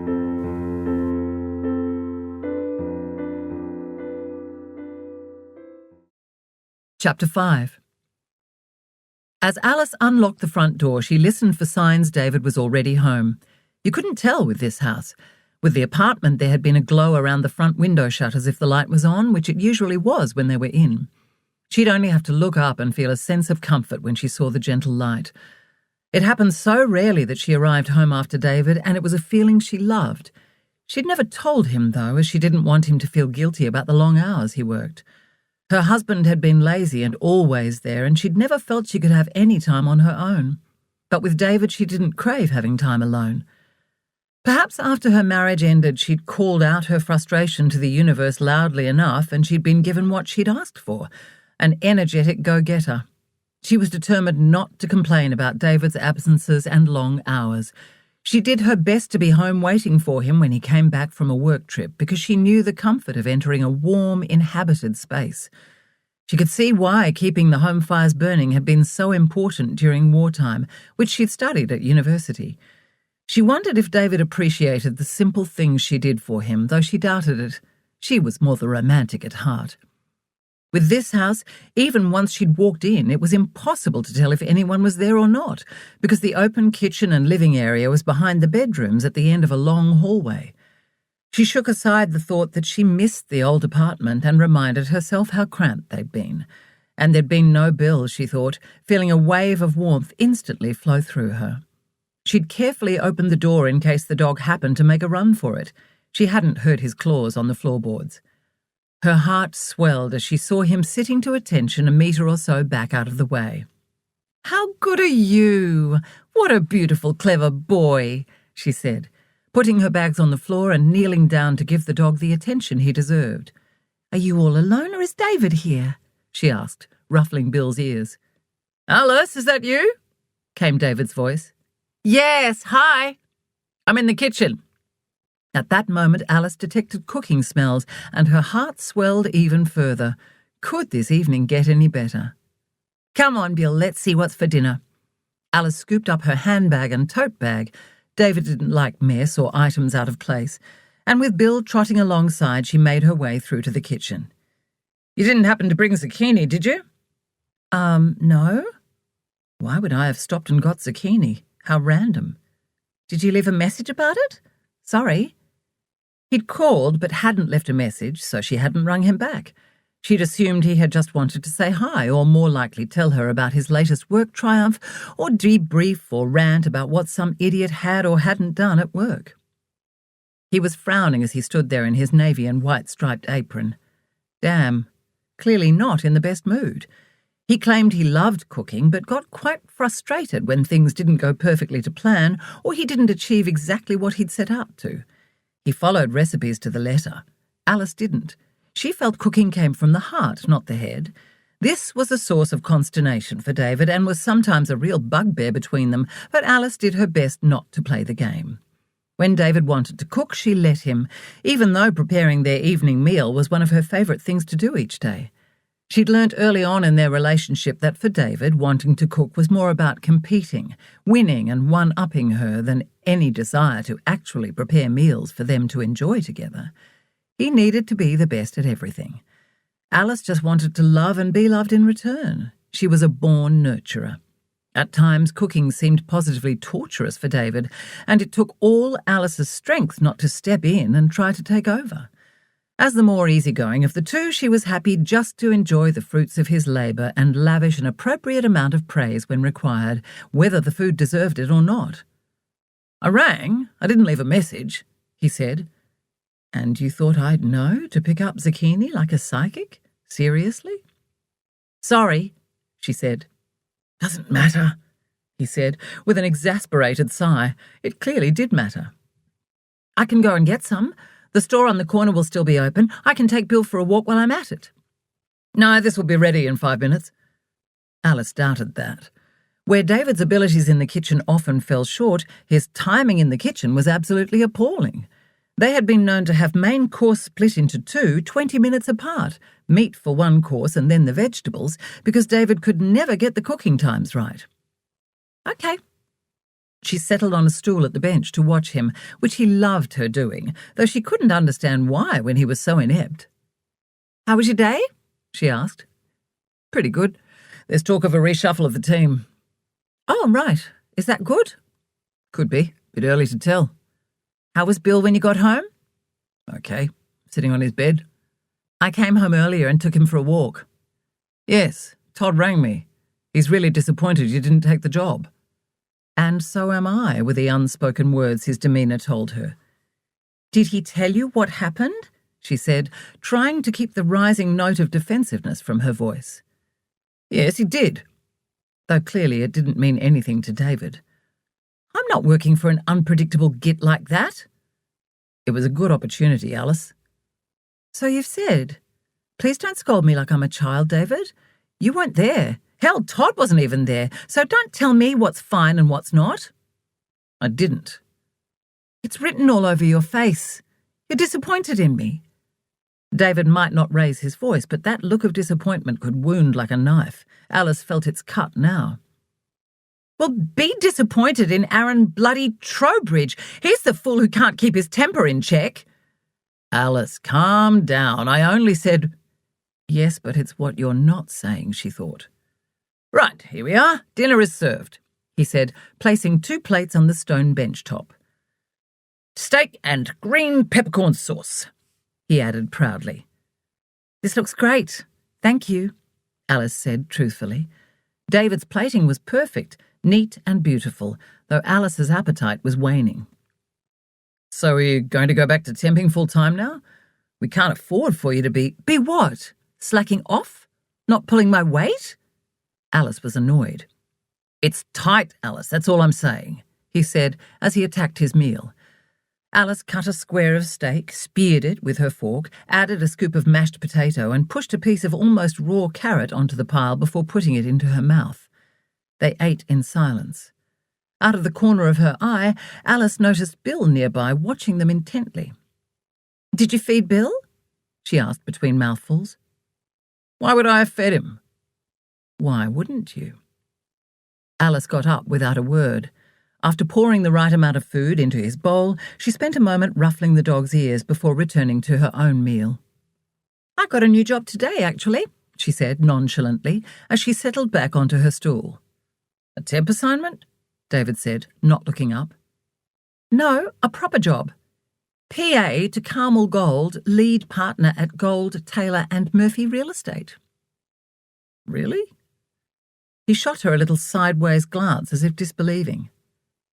Yes, they rang me to come in for an interview and offered me the job on the spot, she said, allowing herself to sound a little haughty. So there. How much? She stood up and retrieved the document from her compendium in her tote bag and handed it to him. They're adding super and 5,000 and will email an updated version, hence the handwritten note. I start Monday. David ignored the 2 pages of terms and conditions and went straight to the salary. Not bad, he said, with a lot less awe than his expression revealed. Yes, I negotiated the additions.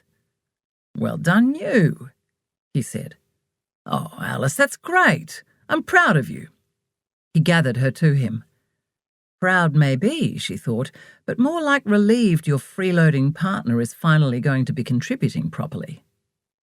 Thanks, she said. Alice knew she should be thrilled, but she wasn't quite. A small part of her yearned for a job in the field of history and historical research, or to still be enjoying university life. She could continue studying online in her own time if she really wanted, but it wouldn't be the same. She missed the student lifestyle, the coming and going to uni and not being answerable to a boss, and the challenge of striving for and getting great grades. Though she was excited about her goal of being the best damned PA Carmel Gold had ever had, and then a fine real estate agent when the time came. They're actually going to train me to sell real estate too, Alice added. Now you're talking, David said, not hiding any of his awe. They'd both commented on the prestige cars parked outside all the properties they'd visited over the past months. It was clear people selling property in Melbourne made money. Serious money. Chapter 6. On Monday morning, Alice was already exhausted when she arrived in the city for her first day at Gold, Taylor and Murphy Real Estate. She'd been unable to sleep and had got up extra early to see David off on an overseas trip. She liked that her train was a comfortable 5-minute walk away from the office, though. She reached the large Burke Street Tower block 10 minutes early, so she took a stroll around to get her bearings and see what amenities were close to her new workplace. She discovered that everything she would need seemed to be within a 1-block radius of her office. Dentist, pharmacy, supermarket, chiropractor, physio, and a multitude of restaurants and cafes of varying degrees of quality and presence. She paused at the window of a doctor's surgery. She wondered if that was the place where Steph from uni was working. She'd said she was a part-time receptionist and admin assistant at a doctor's surgery in the northwest corner of the city. It would be nice to have someone she knew nearby. Though she'd meet plenty of nice people soon, she thought, as she arrived at reception right on the dot of 9 o'clock. She'd been surprised to find she was the only person in the lift coming up. "Hi, Bianca," Alice said brightly to the receptionist. "Good weekend?" "Hi, Alice. Yes, thanks. Nice and relaxing." "Lovely. So you didn't change your mind about working here then? No, here I am. Now I have the signed employment contract and the banking details form, and here are the details for my super fund, Alice said, handing the documents over to Bianca. I think that's all. Let me know if I've missed anything. Alice cursed her clammy hands and just hoped the pages didn't show signs of damp fingerprints. Damn being so nervous. Great, I think you've got everything. I'll do you a copy to keep for your records, Bianca said, turning around and lifting the lid of a small photocopier beside her. There you go. I'm sure it's all in order. Now sign here for your pass, she said, giving Alice a lanyard and pushing a clipboard towards her. And just wait over there. Jen's going to give you your orientation and get you settled. She should be here any second. Brilliant. Thanks. Thanks for everything. God, how many times was she going to use the word thanks, Alice thought. But what could one say instead? And manners were important to her. As she settled into the chair, she took several deep breaths. Her heart had been thudding hard, but was finally starting to slow. She watched as the doors to the 3 lifts opened and closed, and throngs of noisy people flooded into reception, some in company livery, plenty not, and then filed through the frosted glass doors, chatting as they went. Alice hoped before too long that would be her, catching up with her workmates on a Monday morning and perhaps some becoming friends. Having been bullied right through high school for being quiet and studious, the thought of making new friends was always a source of anxiety for Alice. She'd felt that way when she'd started at Outer Cover and also on her first day at uni. She'd stood there just to the side of the imposing quadrangle, a smile on her face to hide the jangle of nerves and uncertainty eating her up. She'd felt so old as she'd cringed while watching the drunken antics of the students enjoying O-Week, the kids sculling beer and doing silly things to earn themselves more freebies. She'd sipped on an iced coffee while she tried not to look as lost or out of place as she felt. And then she'd heard a thick English accent right beside her. I'm too old for that shit. Alice turned, already grinning. I was just thinking the same thing. Makes me ill just thinking about a hangover, she said. Who even drinks alcohol at 10 in the morning? I'm Lauren, by the way, said the woman, who was a few years younger than Alice. She thrust her hand out to Alice. They were both tall and stood out above the throngs of other students. Lauren and Alice had talked for the next hour or so, and gradually 3 other women and 2 men of around their age and older joined them, each making comments about being too old or declaring knowledge about how the young things would suffer later. They laughed about being sensible, mature-age students. And just like that, a little group with Alice and Lauren at the centre had been formed. Eventually, someone said they were too old to be standing up for hours and too wise to sit down on cold concrete, and the group meandered towards the nearest cafe. It turned out they were all taking different courses, and so for the next 3 years, Alice always had at least one friend on campus to catch up with when she wanted to, as well as the other students in her arts subjects. The group grew to around 15 and had a dedicated Facebook page. Apart from an annual Christmas get-together, which included partners, they tended to keep their socialising confined to campus with a regular Friday lunch catch-up. Being mature age, there seemed to be a collective understanding that they were there to study more than to build a social life or really close friendships. They each had a separate life outside of university. Also, they were all living in different directions and varying distances away from campus. Oh, how she missed them. Other than her studies, Alice's world centred on David because she still felt like a newcomer to Melbourne, and after the experience with Shannon, she was wary of forming really deep friendships. But Alice and Lauren kept finding themselves catching the same tram, and over conversations to and from university, a close bond had formed. Alice hadn't seen a lot of her in the last few weeks as her time had been taken up with moving house, so she made a vow to remedy that by inviting Lauren around to her new home soon. There had been an off-campus catch-up lunch for the group at a city pub a few weeks ago, but Alice had been working at Outer Cover and couldn't go along. It was the end of an era. But it doesn't have to be sad or bad. Change is good, Alice thought. Why not set up a weekend catch-up and see who wants to come? Maybe she wasn't the only one who was missing the camaraderie. Yes, I'll do it, she decided, just as she heard her name called. She looked up to find a beaming young woman with bright red hair and matching red glasses frames standing nearby. Hi, yes, Alice said, leaping up. I'm Jen. Jen, lovely to meet you, Alice said, pumping the offered hand enthusiastically. "Welcome to Gold, Taylor and Murphy," she said, in an English accent Lauren would have described as well posh. "Thanks. I'm to show you the ropes." "Great." Alice felt herself relax. She took several more deep breaths and then blushed when Jen said, "Yeah, terrifying being the newbie, huh? But you'll be fine." She had clearly noticed Alice's anxiety. "We don't bite. Well, most of us don't," she added with a laugh. "Right, I need to put my lunch in the fridge, so we may as well start with the kitchen. Word to the wise, the food court downstairs is a rip-off and had a health department issue of some sort last year. I always bring my own." "Me too," Alice said. "My partner and I have just bought our first house, so we're counting the pennies. My partner and I are counting ours too, but for a different reason. We're pommy backpackers, hence the accent. We're working our way around this fine country of yours. Off up north on Saturday before the cold weather comes in." "Oh, that's great. How exciting," Alice said as her heart sank. "Oops, hang on. Almost forgot," Jen said, with her hand on one of the glass doors Alice had noticed earlier. "Toilets are out here," she said, turning back and pointing. Then she pushed the door open. It closed with a whoosh and then a thump after them. "Now, take note, it's easy to get disoriented.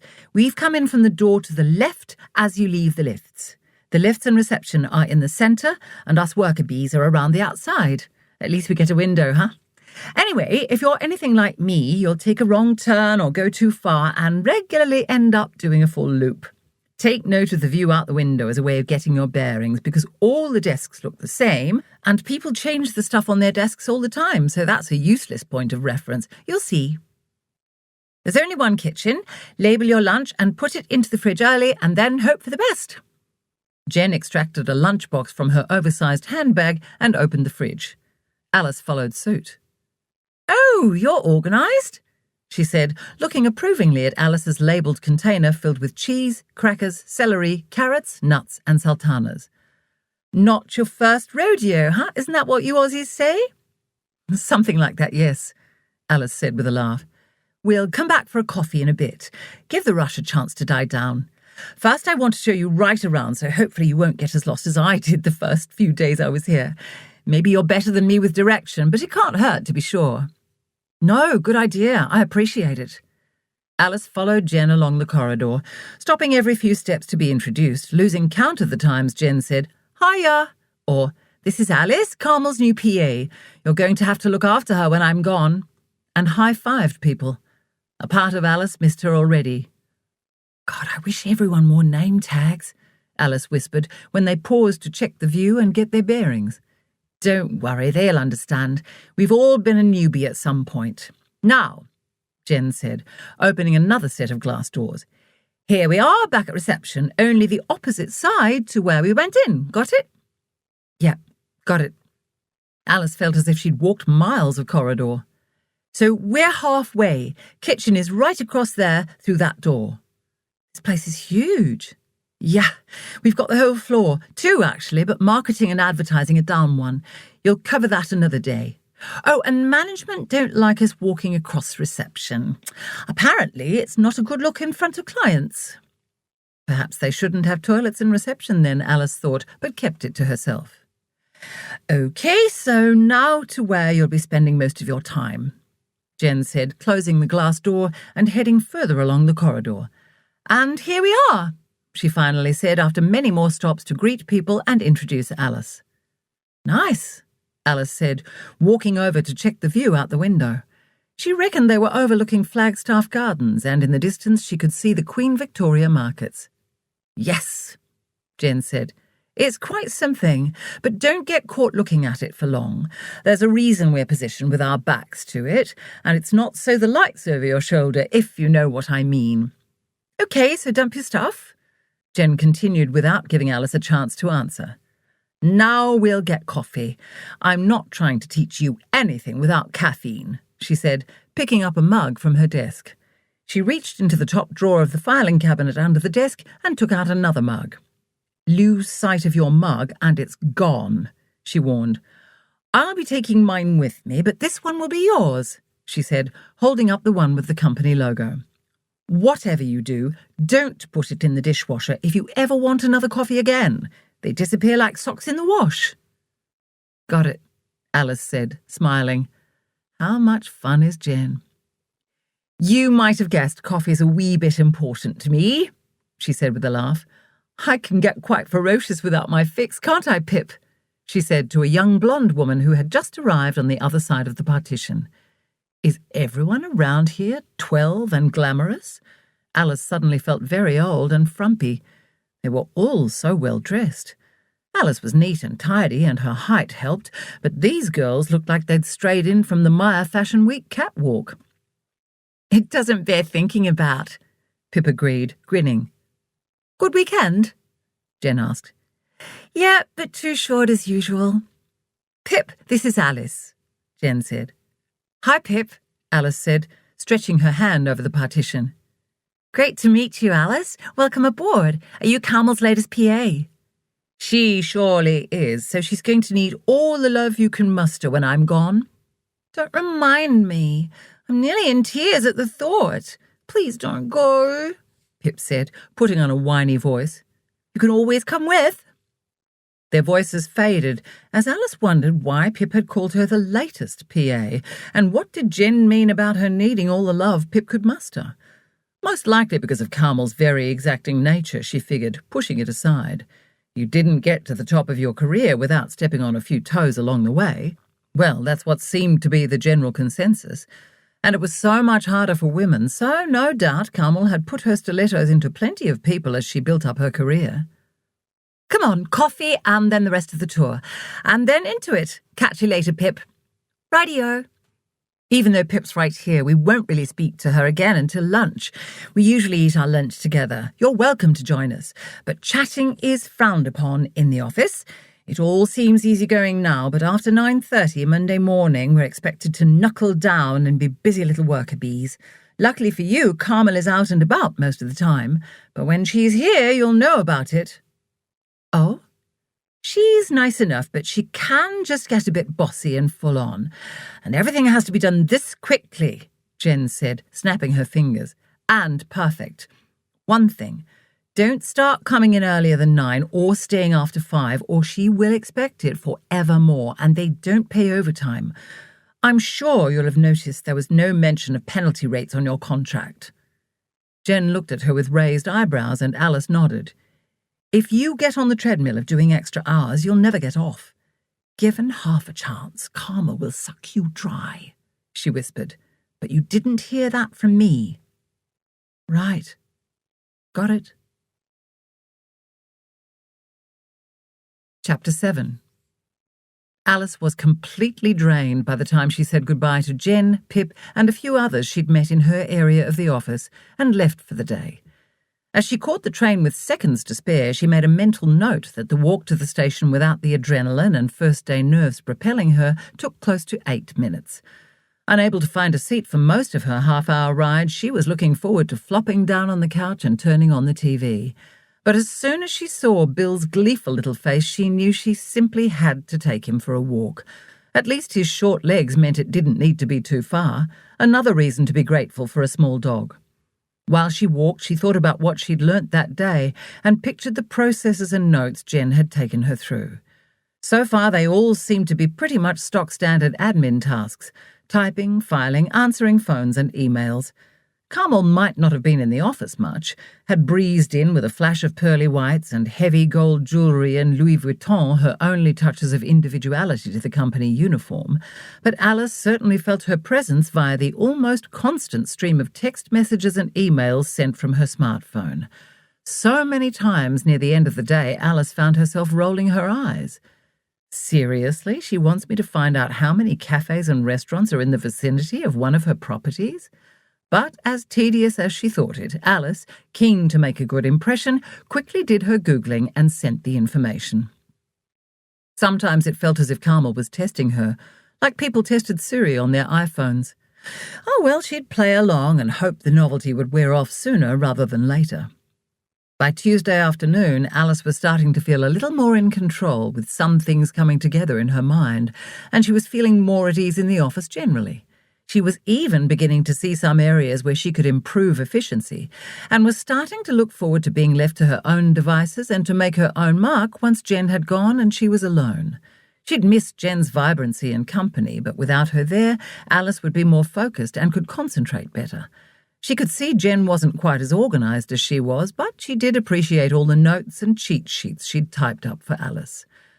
On Wednesday morning, Jen stressed that the most important aspect of Alice's job, apart from keeping Carmel happy, though it went part and parcel really, was staying on top of the ads for listings.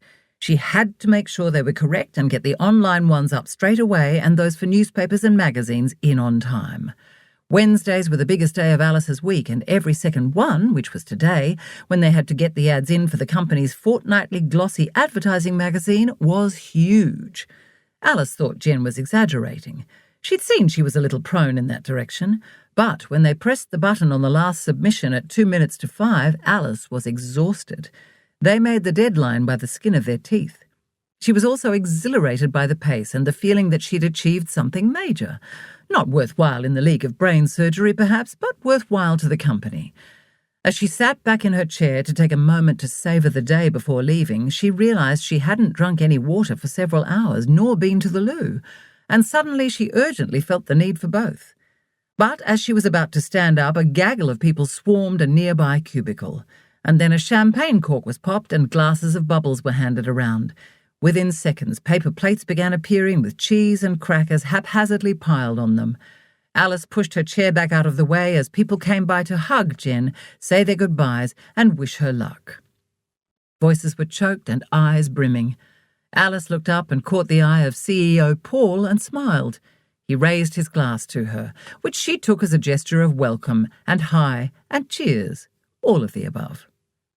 Suddenly Carmel was there, her presence seemingly brought forth by some powerful force like a whirlwind. Alice thought she saw Carmel take the glass from someone who'd just taken a sip from it, but decided she must be mistaken. Her tiredness was playing tricks on her. "Jennifer, darling," Carmel cooed. "Thank you for taking such good care of me this past month and training Alice to take over. We wish you well with your new adventures, wherever they may take you." Alice was sure she felt the mood in the area shift ever so slightly, and not in a good way. Perhaps that was to be expected when management arrived and was like a cat amongst the pigeons. And sure enough, minutes later everyone scattered, including Carmel, leaving Alice and Jen and Pip standing there. "Jen, thank you so much for everything," Alice said, hugging Jen tightly. She was surprised to find tears filling her eyes. She barely knew the girl. "Go forth and be wonderful," Jen said, a little theatrically. "Just remember you're an executive personal assistant, not a slave, Alice. Don't take too much crap," she added, with her hands on Alice's shoulders and looking into her eyes with a serious expression. Alice nodded and tried not to cry. She felt a little overwhelmed at the thought of suddenly being cast adrift. "I'll leave you to say your goodbyes," she told Jen and Pip. "I so badly need to pee," she said, and bolted. At home, Alice felt a little guilty at thinking she was relieved David wasn't there asking questions and expecting her to debrief with him about her day. With the time difference between Melbourne and London, they'd played phone tag for the past few days. Alice had enjoyed her walk in the park, chatting with the non-judgmental and silent Bill, who had trotted along beside her. Later, she'd flopped down on the couch to watch something trashy on TV that didn't need any thought, no plot to follow. For the third night in a row, she decided she might make another toasted cheese and onion sandwich for dinner and enjoy no one being there to complain that her meal didn't contain all the colours and food groups. Alice was a little shocked by the thought that she was not only not missing David's presence, she was actually glad he wasn't there. He'd travelled regularly since they'd met around 4 years ago, but she'd never felt like this. She was overtired and emotional, she told herself, and tried to shake it off. By the time 5 o'clock came around on Friday, Alice couldn't wait to leave the office. She actually watched the hands on the clock on the wall tick over and grabbed her bags from under her desk right on the dot. "Where do you think you're going?" Pip asked, popping her head over the partition. Home," Alice was about to say. Oh, please don't be about to suggest hitting a bar. At that moment the office suddenly became noisy and Alice detected the distinct sound of bottles and glasses clinking. "Friday night drinks, yay!" she heard someone exclaim, and "Finally!" from someone else. "What's going on? Another farewell?" Alice asked Pip. "Friday night drinks. Didn't Jen tell you?" "No." "Don't worry, only for half an hour or so, or several hours, whatever you choose," she added cheerfully, holding out a paper plate of cheese and crackers just like the other day. This must be management's answer to the responsible service of alcohol, Alice thought. "Oh, okay." She tried not to sigh. It wasn't that she was antisocial, but she'd had a big, tiring week. But she also knew the right thing to do was to make an effort to fit in, and that it would be good for her long-term future there. "Good girl," Pip said, as she noticed Alice put her things back under her desk. "Red, white or beer?" "Actually, a beer would hit the spot, but only a light, thanks," Alice said. "Radio then, coming up. Jared, a light beer for the young lady over here in the corner," Pip said. Alice joined Pip and Jared. "Cheers," she said, raising her bottle. After taking a sip and having accepted she was doing the right thing in staying, Alice started to relax. God, it felt good to have the first week under her belt and start to feel a little more in the loop. She heard her phone in her bag ping with a message and almost groaned when she saw there was a text from Carmel. A.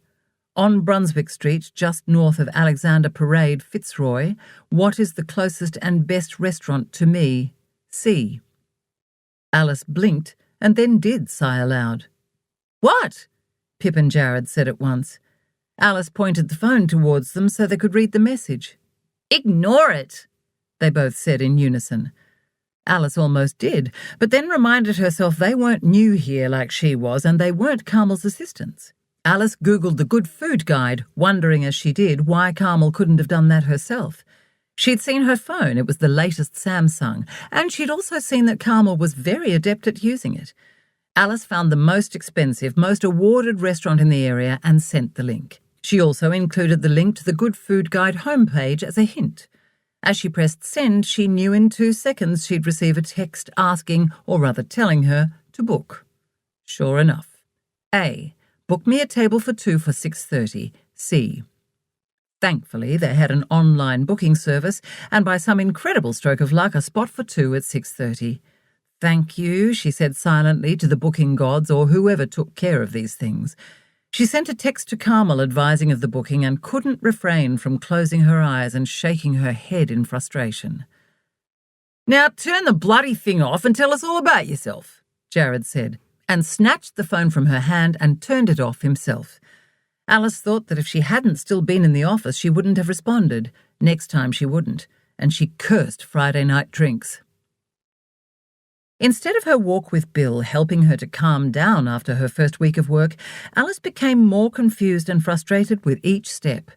She had a feeling there was something not quite right about the job, but she couldn't put her finger on it.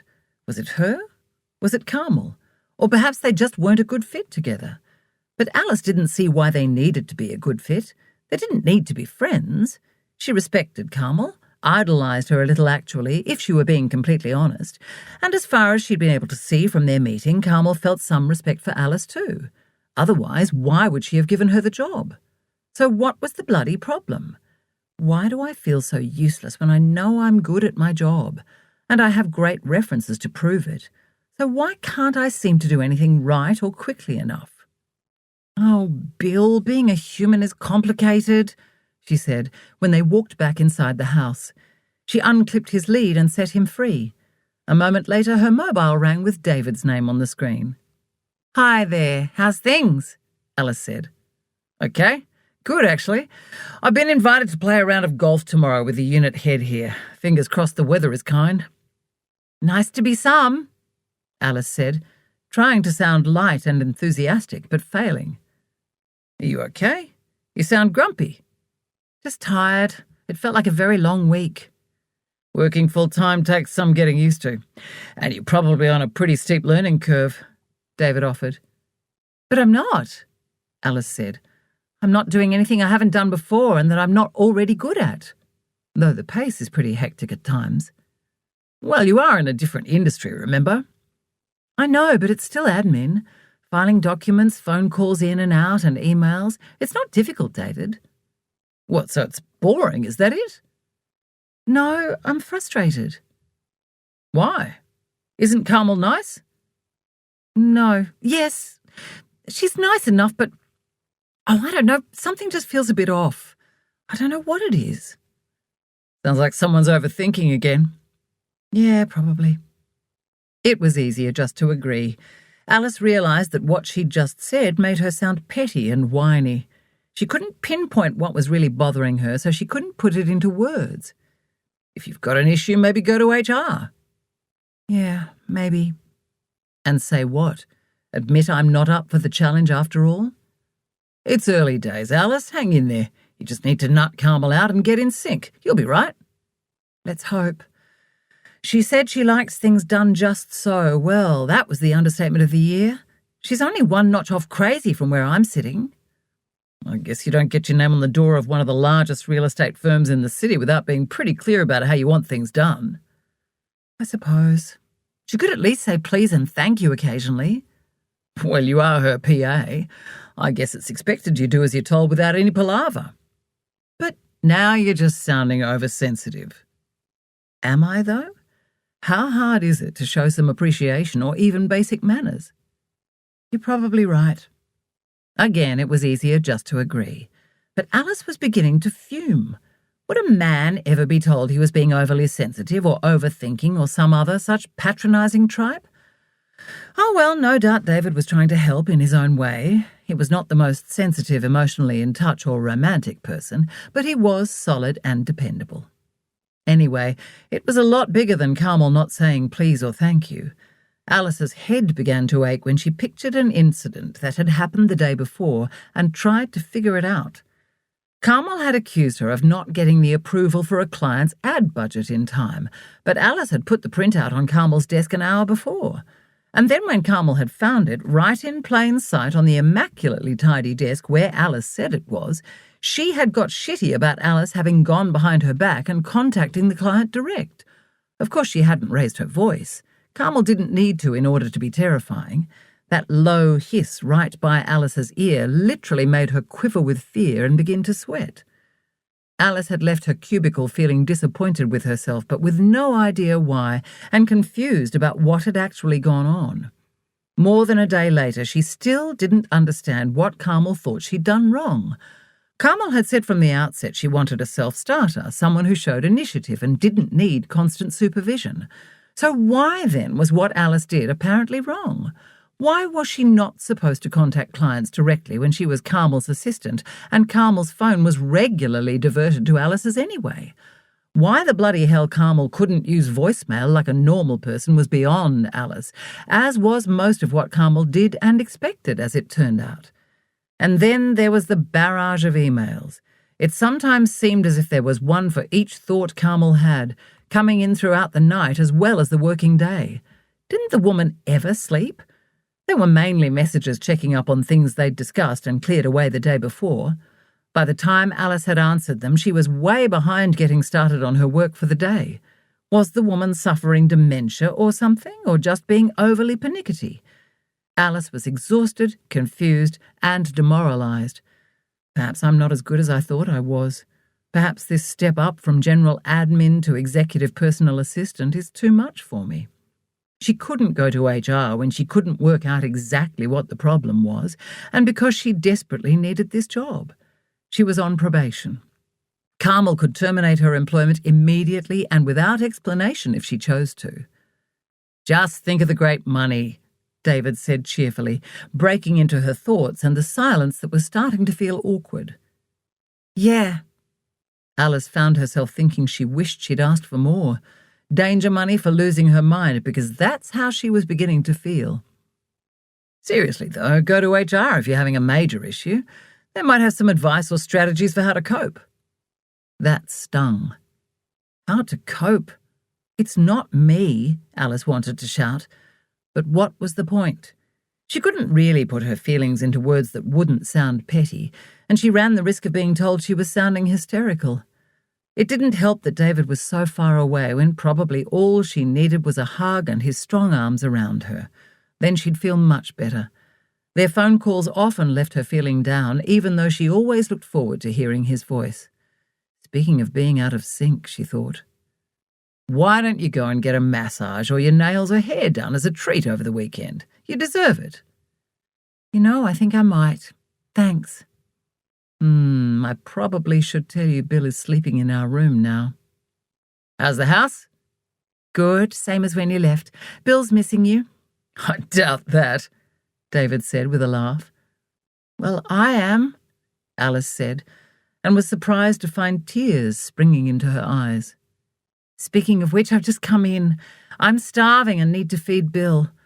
Can't stand the way he's looking at me, she said, trying to sound light and keep the choke out of her voice. Okay, I'll let you go. Enjoy your golf tomorrow. I will, thanks, and you enjoy your weekend. Relax and rest up. Next week is a new one. It'll get easier. Alice smiled at David's final little pep talk as she put the phone down. He always concluded a conversation by reiterating the main points he'd made, just like a university essay, really, or one of his meetings, most likely. That was upper middle management for you. Alice wished Carmel would be clearer like that and stop communicating in riddles and making Alice guess and second-guess herself while trying to figure out what her boss wanted. And while she was at it, Carmel should stop with the snide, sarcastic comments. At least she spent much of her time out of the office. Alice might be a nervous wreck by now if Carmel were nearby all day, peering over her shoulder, listening into her phone calls, and then commenting on what Alice had said and correcting how she'd said it for next time. Though perhaps then there wouldn't be so many apparent misunderstandings and Alice wouldn't feel like an incompetent fool. Gah, I don't know. Come on, Bill, let's go and get some takeaway. Alice knew she was probably about to self-medicate with food, but she didn't care.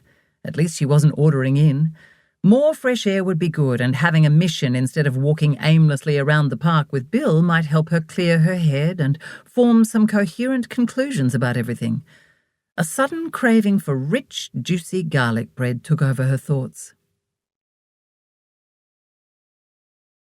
Chapter 8. Saturday morning, Alice opened her eyes with a start. She sat up and looked around, trying to figure out what had woken her. She rubbed her eyes. Oh, God, that's right, it was a dream. But what had she been dreaming about? Alice rarely remembered her dreams, rarely dreamt at all, actually. Now her eyes had adjusted to the dark, she could make out Bill on his bed beside hers, sitting to attention. She must have been tossing and turning. Alice leant over to check the time. 6:30, her usual time to wake. She felt a little groggy, like she needed another hour's worth of sleep. But she'd never go back to sleep. She never did. Lying here would be relaxing, but a complete waste of time. "Do you fancy a walk, Bill?" she said, throwing back the covers. The dog wagged his little tail and turned around and around in his bed, apparently very excited. Alice smiled as she got dressed, her tiredness evaporating thanks to Bill's glee at the prospect of being taken out.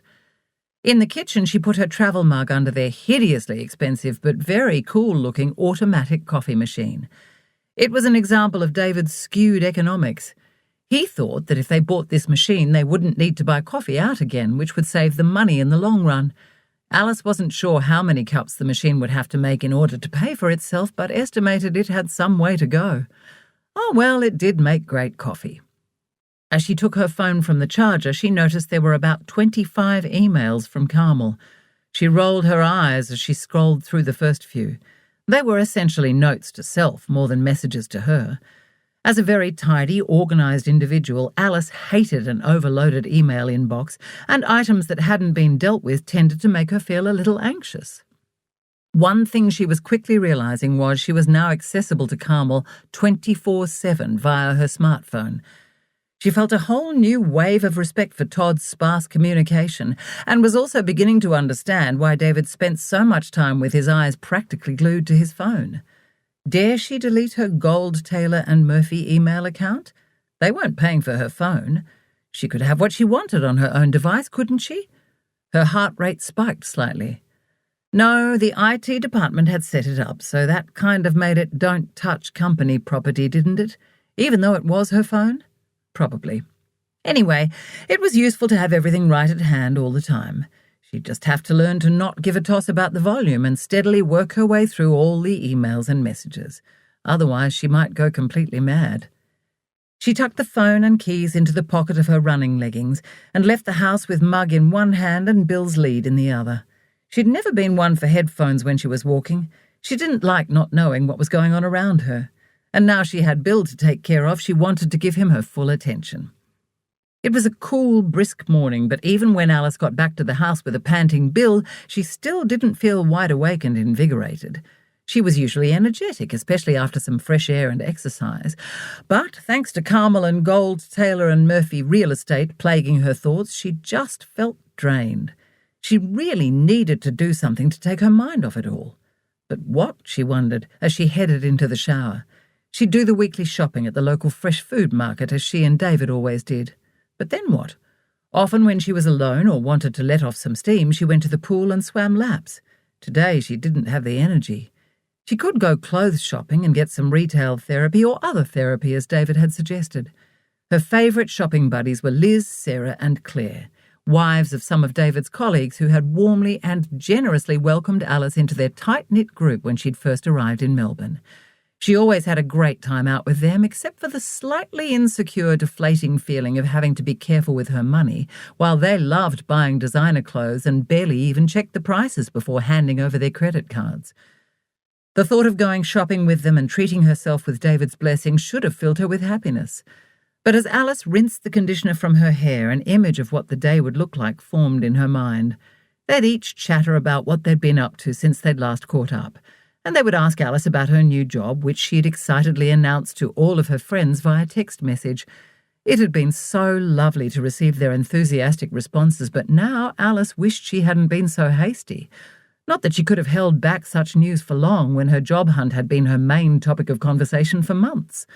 The thought of talking about it with anyone, even Lauren or Ruth, who were her dearest and wisest friends, and would probably have some good advice or at least make her feel better, suddenly made Alice feel exhausted. No, what she really wanted and needed was a quiet day by herself to recharge. She'd do the market shopping and then head to South Bank for a wander through the National Gallery. But she wouldn't visit the Impressionist exhibition that had just opened because David would want to go to it with her. Visiting art galleries was one of the things they regularly did together. Out of the shower, sitting in her robe while trying to decide what to wear, Alice picked up her phone. She couldn't resist trying to reduce the email inbox a little.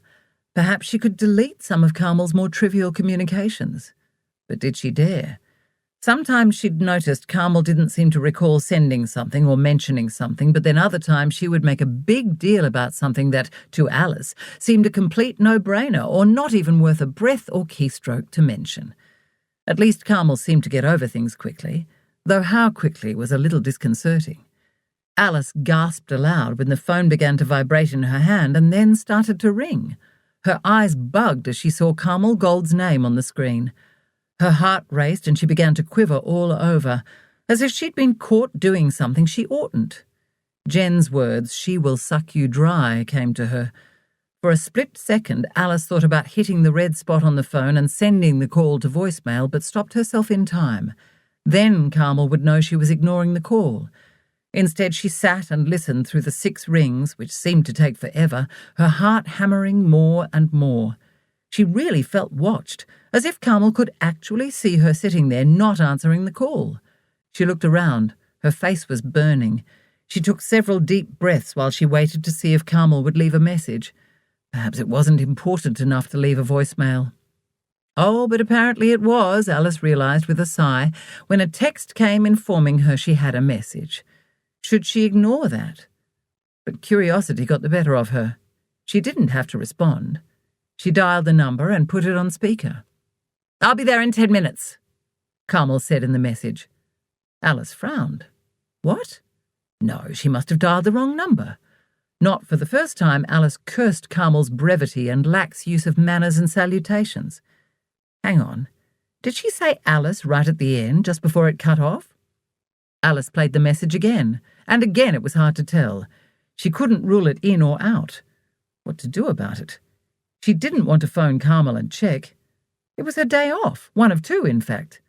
No, she'd get dressed. And she'd get dressed nicely so as to be feeling bold and confident just in case Carmel did turn up. Then she'd be ready to have a firm, rational conversation and set some boundaries. As she put on her favourite dressy black jeans and electric blue and black top, Alice started to feel calmer. Carmel wouldn't know where she lived anyway. No, that message wasn't for me. Most likely Carmel has a friend called Alison, and it was a message meant for her. Oh, but should I phone her back and let her know I got the message instead? Oh, God. Damn it, why did all thoughts of Carmel tie her up in knots? Alice had always suffered episodes of mild anxiety, usually brought on by her mother, but nothing like this. She was being ridiculous. I don't have to do anything, it's my life. But so much rests on Carmel liking me, Alice reminded herself. No, she didn't need to do anything except find something interesting to do with her day. If Carmel had dialed the wrong number, it wasn't Alice's fault. She'd turn up at Alison's and maybe have to wait while her friend got organised. Poor Alison, Carmel hated being kept waiting. And then in the car they'd laugh at the confusion and Carmel would say how Alice must have wondered what that message was all about, or maybe not.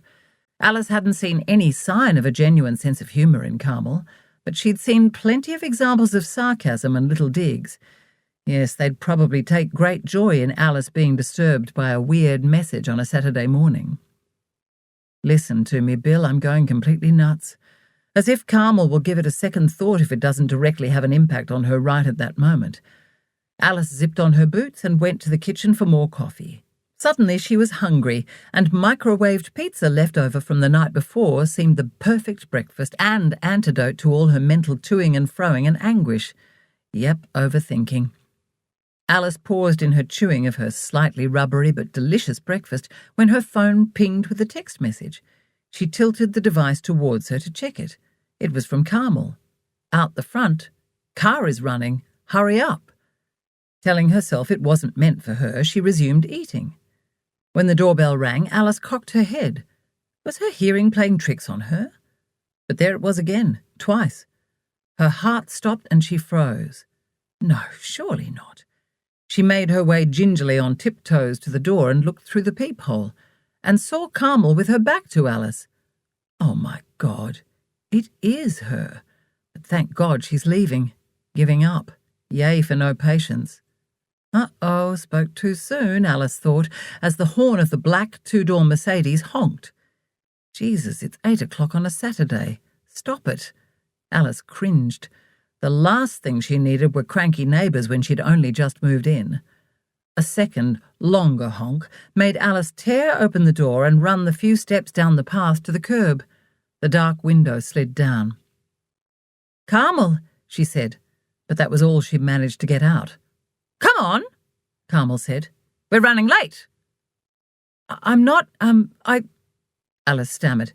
Alice, do you want to become an agent or not? Well, Where's your handbag, your phone? You'll need to take notes, Carmel said. And then it dawned on Alice and she wondered how she could have been so thick. Saturday is one of the biggest days in real estate. Duh. Hang on. And before Alice knew what she was doing, she'd ducked back inside the house, grabbed her handbag, thrown her phone into it, called goodbye to Bill — she could hear his metal name tag jangling against his food bowl — locked the door and was folding herself into the passenger seat of Carmel's car. Alice looked around her in awe at all the leather and opulence while cursing her lack of backbone and inability to say no. What was it about this woman? What had she done to Alice? For goodness sake, she thought, putting on her seatbelt. Right, here's our work for today, Carmel said, handing Alice her black leather folder. The day? Work? Oh, well, Alice thought, settling back into her plush seat. It will be good to see how it all works from the other side. And maybe Carmel might start to like me more. Perhaps the fact that she was taking her along today was a good sign and the start of a better working relationship. Alice stood for a moment watching Carmel's car drive away, unable to move. God, what a day. She was exhausted from hurrying to keep up with Carmel. She couldn't believe the energy of the woman who had consumed nothing all day except what appeared to be some kind of green smoothie and a large coffee, the containers of which were stacked in the Merck's cup holders. Alice's stomach had given up protesting over an hour ago. It was nearly 4:30 and she usually ate lunch as close to noon as possible. Her feet had stopped protesting too, having been numb for the past half hour since she'd sat down in the car. But now she was back standing up, she wasn't sure they'd get her to the front door and inside. And these were her most comfortable boots, or so she'd thought. How the hell did Carmel totter about on stilettos all day and get around so quickly? Alice had struggled to keep up, even with her long legs. It had been an interesting day, but not exactly educational. All she'd done was stand and hold stuff for Carmel and scurry about after her. The most disappointing thing about her giving up her day was that she didn't think she'd made any headway with getting to know Carmel better or endearing herself to her. As per usual, Carmel hadn't given her any encouragement or wasted her breath with any pleasantries. Alice felt a wave of anger and disappointment that Carmel hadn't even thanked her for giving up her day, unpaid. Suddenly, Alice's stomach began groaning loudly, and then she started to feel headachy and a little dizzy. Thank God for the leftover pizza, she thought, dashing inside as fast as her tired feet would take her. After a brief conversation with David where she didn't get a chance to express her dismay about all things Carmel Gold because he was too busy giving a hole-by-hole description of his round of golf, Alice turned her phone off. She knew it would take all her willpower not to turn it back on and check it, something she did at least every 5 minutes, but she was determined that tomorrow there would not be a repeat of today. No siree. "We're going to have a quiet day alone tomorrow, Bill," she declared, plopping down on the sofa with the remote. She felt completely drained and needed to recharge, and it wasn't just physical. Carmel really did seem to somehow suck the life out of her. Chapter 9. Alice started the working week with a serious case of Mondayitis. It was lucky she had Bill to get up to, otherwise she might have considered calling in sick despite not having accumulated any sick leave yet. But when she'd taken Bill for a walk, she convinced herself to suck it up and get ready. As David had said, a new full-time job took some getting used to, physically, mentally, and emotionally. It didn't help that she'd only had a one-day weekend. The more she thought about working unpaid on Saturday, the more annoyed she was that it hadn't been a useful experience. Instead of helping her to figure Carmel out, spending the day with her had only made Alice less sure about the woman. Apart from her lack of pleasantries and occasional terse expressions of frustration, Carmel had smiled and sometimes even seemed pleasant enough and bubbly, but there was something about her that bothered Alice, something she just couldn't put her finger on. On Sunday night, sitting with a big bowl of popcorn binge-watching The Good Wife, Alice had remembered how Carmel had snapped at the auctioneer at the auction of a house in Hawthorne, a snap that was only audible to Alice because she was standing so close. If she hadn't heard the hiss of words, she would have thought they were having a friendly conversation because Carmel had had a smile plastered on her face the whole time. At one point, Alice remembered wondering if Carmel's face was full of Botox because her expression seemed so fixed. Oh, well, whatever she did and however she was seemed to work. She was hugely successful by all accounts, and the Hawthorne property had sold at a price $200,000 over the reserve, when bidding had seemed to be well and truly stalled just below the reserve. Carmel was clearly very persuasive as she moved between bidders. Initially, some had shaken their heads, seeming to indicate they were at their limit. But after Carmel talked to them, they went on to hold their paddles up several more times, finally making the successful bid.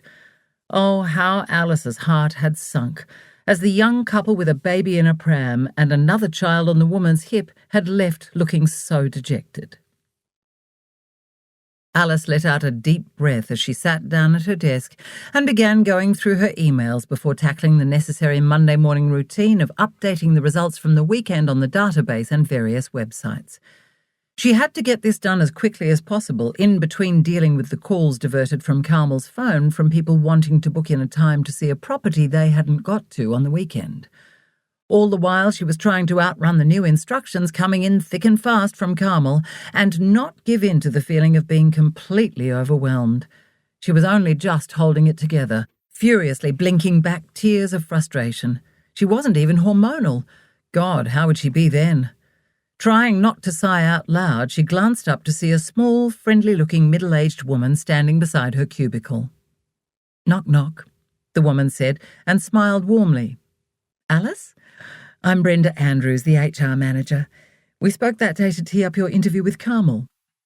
"Oh, yes, hello," Alice said, getting out of her chair and extending her hand. "Can we organise a time to chat?" "No." "Sure." God, what have I done wrong? I just want to see how you're settling in, she said. Alice thought she must have detected her pessimism. Oh, okay. When? How about 4 p.m? We can get a coffee and go to a conference room. I'm not sure. I've got heaps to do, Alice said, already feeling queasy at the thought of leaving her desk and then getting told off by Carmel for whatever she missed doing. Okay, so I'll see you at reception at 4? We won't be long, just half an hour. It's okay, put your phone through to reception.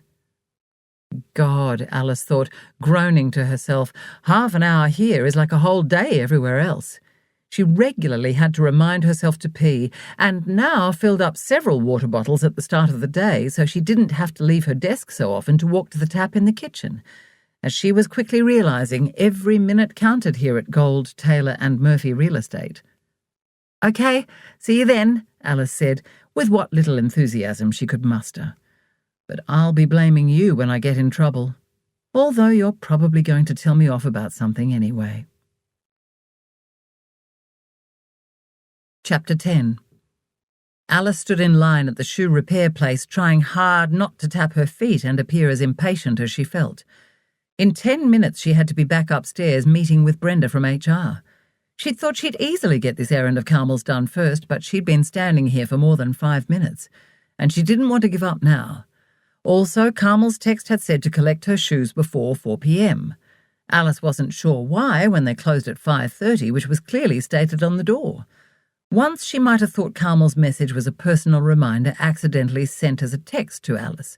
It was more like what you'd write on a post-it note for yourself than an instruction to someone else. But she'd become used to the abrupt style. She was more annoyed that Carmel hadn't sent the text before lunch, so she could have done it then and not compromise the real work she had to do. Not that she ever took her full lunch hour. She just didn't have time. It wouldn't be so bad if she didn't have to meet with Brenda. At last it was her turn to be served. Alice gave Carmel's name and mobile number and apologised for not having the ticket, and then flamed bright red when she had to confess she had no idea what the shoes looked like. Sorry, they're for my boss. That's Carmel. I just got a text message telling me to collect them, she said, offering an apologetic cringe and holding up her phone as if in explanation. Oh, God, it was 5 to 4. Brenda would be waiting for her soon. It took everything Alice had not to say, please hurry up, I'm in a rush. If the errand wasn't for Carmel, she'd just leave and do it another time. That will be $30, thank you, the woman said, placing a pair of red high-heeled shoes in their open box on the counter. Oh, right, oh. Jesus, Carmel, Alice thought, dragging out her own bank key card and tapping it. Receipt? Yes, please, Alice said, hoping it was the matter of pressing a button and waiting another second for a printout. She was dismayed when the woman proceeded to write in a small docket book, the sort with carbon paper between the top sheet and a copy underneath. Damn it. But she needed the receipt if she were to get Carmel to reimburse her. $30 probably wasn't much in the scheme of things, but it was to Alice. And anyway, it was the principle. Alice didn't like loose ends of any sort. Thank you, she said, as she took the piece of paper while trying not to look like she was snatching. She tucked the shoebox under her arm and rushed out, almost collecting 2 people entering. Sorry, she called. I'm so sorry. In the lift, she pressed the button over and over in a frenzy, despite knowing full well it wouldn't help to get her upstairs any quicker. Brenda, hi, she said breathlessly as she stepped into reception and rushed towards the HR manager. I'm so sorry. Oh, what gorgeous shoes, Brenda said, peering into the box that Alice had forgotten to put the lid on. Yes, they are. They're Carmel's. I just had to pick them up before 4, and then there was a line-up and... Alice, Brenda said gently. Breathe. It's all right. She smiled. Really, it doesn't matter. You're here now. Thanks, Alice said, taking a few deep breaths. I'm normally very punctual, never late. I hate being late, she babbled.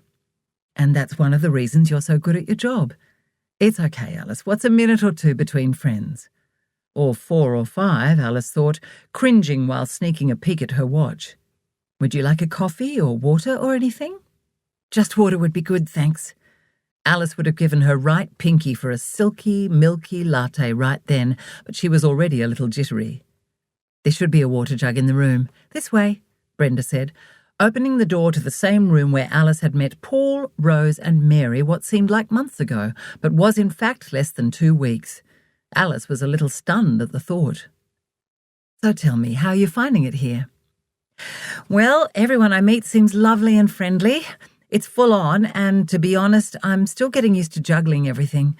I think being my first full-time role after a few years is taking a little getting used to as well. Alice, you don't need to tiptoe around on eggshells with me. I'm here to make sure you're happy, and if there are any areas you're having difficulty with, I will try to provide you with whatever support you need. I'm fully aware that Carmel can be very demanding and difficult and even a little intimidating at times, she said with a sympathetic smile. So please be honest with me and together we can iron out any teething issues. Because frankly, and I hope you don't mind me saying, you seem a bit stressed. If that's just down to adjusting, fine. If not, let me help. We're on the same team, Alice. Alice felt a weight leave her shoulders. She wanted to leap across the table and throw her arms around this wonderful, understanding woman with the big, brown, friendly eyes and sympathetic gaze. She took a deep breath as she felt the beginnings of tears forming behind her eyes and blinked furiously a few times while she thought of how to start and what to say. I am a bit overwhelmed, to be honest. I think I'd be fine if it were just the office tasks, but, Brenda, I don't think I quite realise the extent of personal attention I'd need to give Carmel herself. I know the job title means that. I wouldn't mind, only if I don't put the admin stuff first, I know I'll get told off from down the line.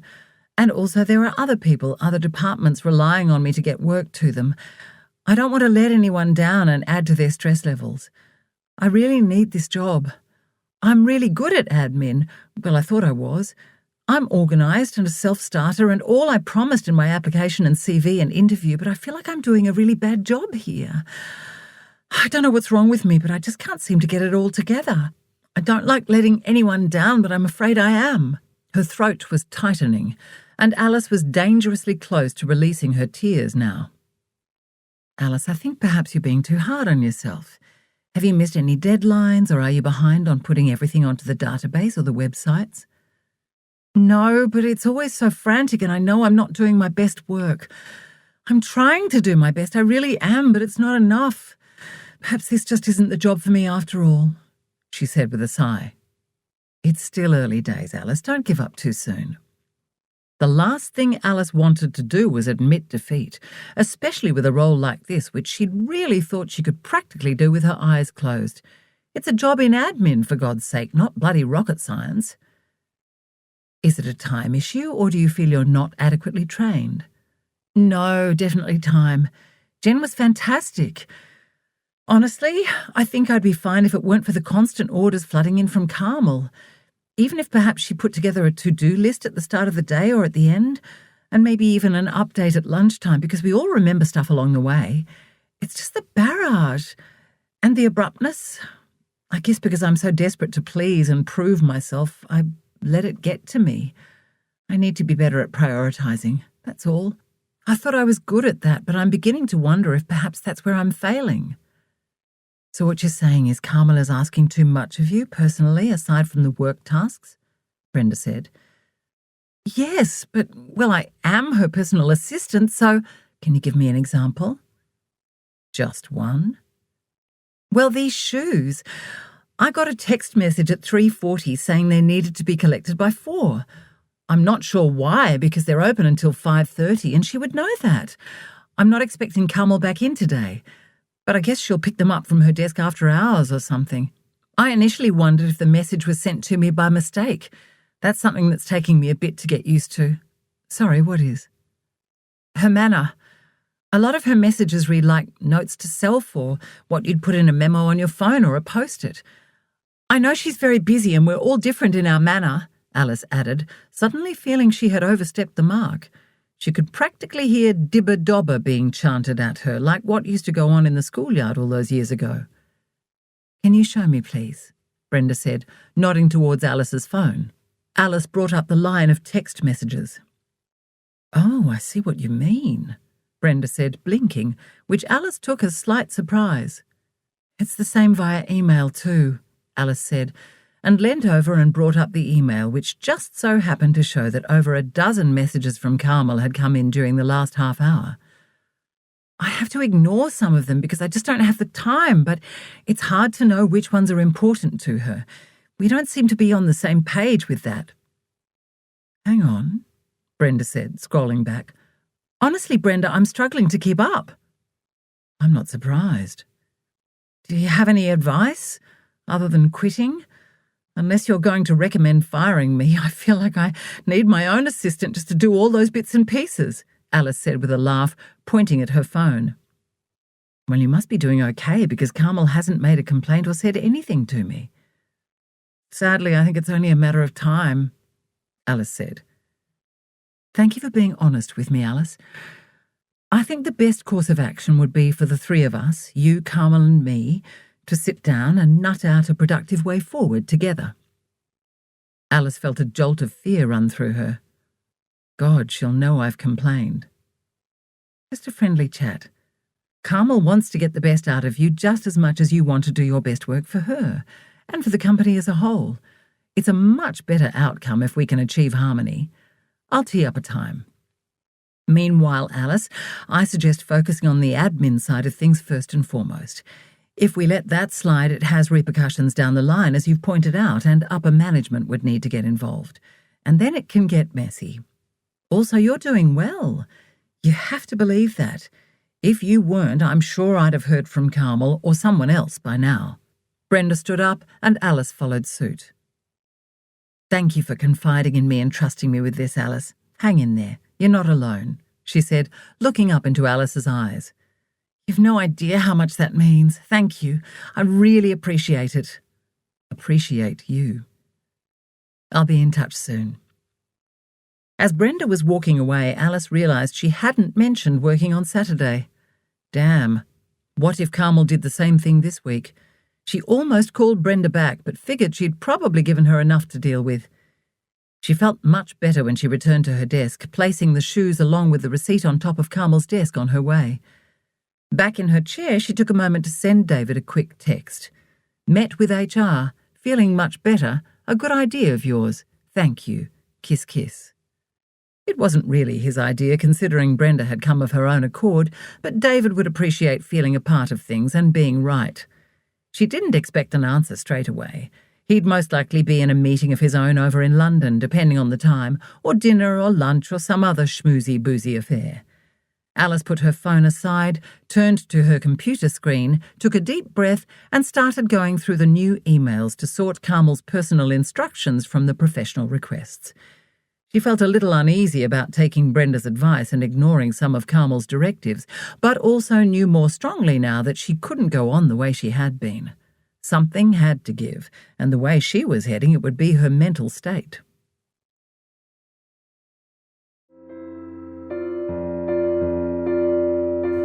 This is the end of CD 2. The book continues on CD 3.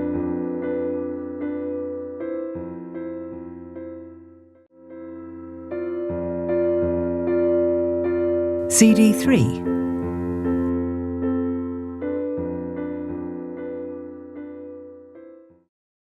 Chapter 11. Alice was apprehensive about the meeting, but relieved to be getting it over with and having her concerns and frustrations all out in the open and hopefully finding a solution. The job was interesting, the industry intrigued her, and she really liked most of the people she'd met at Gold, Taylor and Murphy. And of course she loved the salary, so leaving was not an option at this point. Please let Carmel be calm and understanding, she silently prayed to no one in particular as she entered the conference room. That was her greatest fear about this meeting. Not that Carmel would rant and rave and scream at her. She couldn't picture Carmel doing that. She was always so measured and in control. But her way of calmly scolding while smiling at you was terrifying and unsettling. The smile and softly spoken words, "Alice, can I just have a quick word, please?" made Alice feel as if she was being lured into the web of a venomous spider. She'd come up close so no one else could hear, tell Alice off in the nicest possible way, and then dismiss her with a wave. Free again, Alice was left feeling discombobulated, wondering if what she'd thought had happened had happened. Had the spider bitten or just played with her? The clincher was how quickly Carmel seemed to get over things. All was well the next moment, as if there had been no reprimand, and the incident was never mentioned again. Alice supposed that was better than open hostility, but still it was disconcerting. "Hi," she said to Brenda, who was seated at the head of the table. At 3 minutes past their appointed time, 6 minutes after Alice's arrival, when she and Brenda had passed the time discussing the weather and what they'd had for lunch, Carmel breezed in, followed by Paul, Mary and Rose. Alice's mouth fell open, her heart began to race, and her armpits became damp. Uh-oh. Carmel seated herself opposite Alice and the others to her right, with Paul taking the foot of the table or second head, depending how you looked at things. Carmel appeared calm, although Carmel Gold always appeared calm. She folded her hands and placed them slowly on the table in front of her, giving Alice a glacial stare as she did, or had Alice imagined that? She then looked expectantly at Brenda. Alice turned to look at Brenda too, who seemed to have paled in the past 10 seconds. She swallowed and moistened her lips and began to speak. "Carmel, this was to be an informal meeting between the three of us. There was no need to bring anyone else in." "I'm entitled to have whomever I wish beside me, as is Alice. Perhaps you'll be so good as to get started, Brenda? I have a lot on and really don't have time for trivial meetings about whining subordinates. No offence, Alice," she added, flashing a wide, sugary smile. Alice felt sick to the stomach. "Oh, God, what have I done? No, I'm not doing anything wrong in raising something that's causing me issues. And it might be trivial to you, Carmel, but it isn't to me." Alice wished she had the courage to say this aloud, but Carmel was frightening. Part of her wanted to get up and run from the room, the building, and never come back. But she didn't think her quivering legs would hold her up if she attempted to stand right now, let alone move.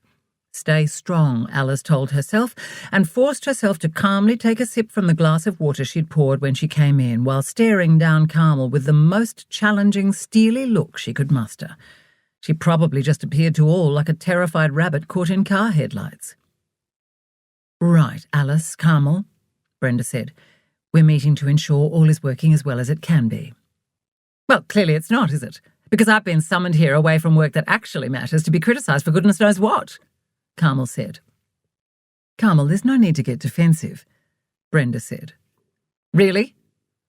Alice noticed the cold glare Carmel directed at Brenda, the intensity of which told her there was some history in Carmel's hostility towards the HR manager. Suddenly she found herself wondering how many of Carmel's PAs had sat here before her, how many meetings like this had been called. Alice straightened her back and became determined not to be the next one to leave. "I suggest you just get on with it. What petty complaint has been made about me this time? Let me guess. Alice is complaining about being too busy, unable to cope with the fast pace of this office, my exacting manner. We've had words along these lines already, which doesn't bode well for long-term employment, does it really? Alice, didn't you tell me in the interview you were known as Little Miss Helpful?" Carmel said sweetly, her head cocked to the side and smile firmly in place. "Carmel, I'd be fine if you didn't have me running all over the city for you on personal errands," Alice said, unable to remain silent another moment. "You're my personal assistant, Alice. It's what you signed up for," Carmel said with a sneer. At that moment, Alice thought her the ugliest woman she'd ever seen. How could she have thought Carmel beautiful, been in awe of her? Alice had no response that wouldn't sound petty. Thankfully, Brenda took control again. "We're here to find harmony, not attack anyone, Carmel. If Alice can't get all her important work done, then we have a problem."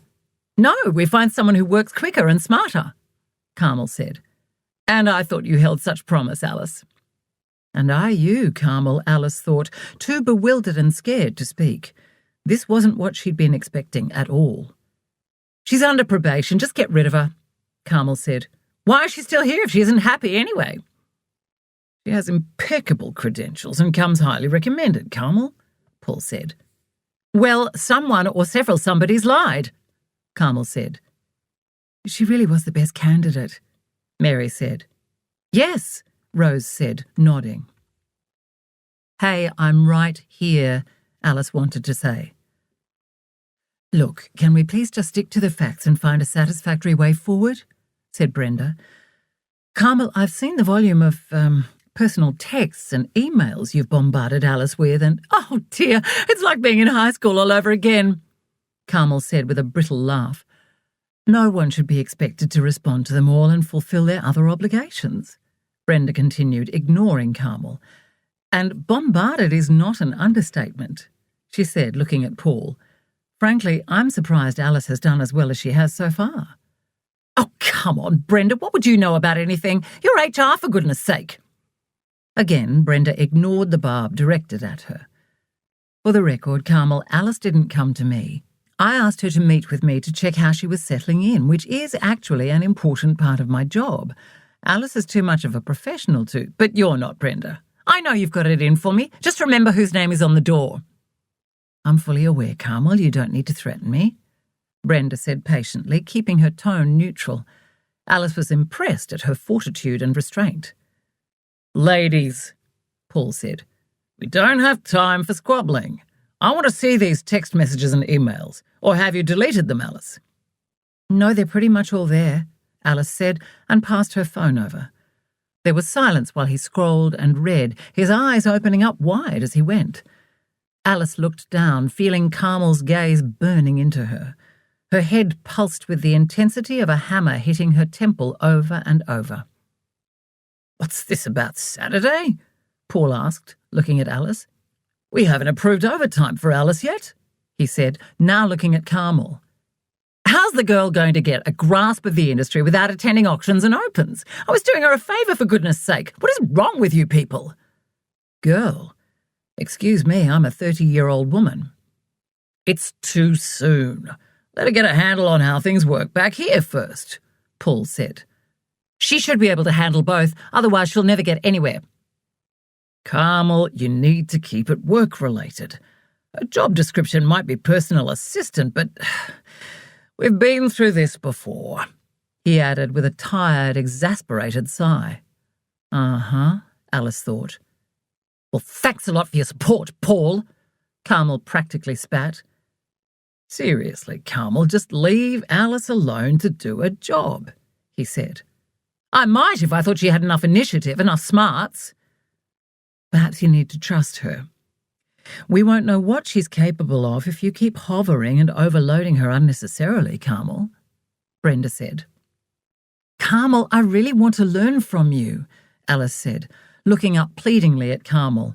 I need this job. Well, lesson number 1, don't be a tattletale, Carmel said, rising, flashing Alice and then Brenda sickly smiles and striding across the room. Mary and Rose grimaced apologetically at Alice before getting up and following her out. I'm sorry, Alice, Brenda, Paul said, nodding to them both. And suddenly Brenda and Alice were alone. Well, that was fun, Alice said, in an attempt to lighten the mood. I'm really sorry, Alice. Some people just can't take constructive criticism of any sort. That's the understatement of the year, Alice thought, but kept the comment to herself.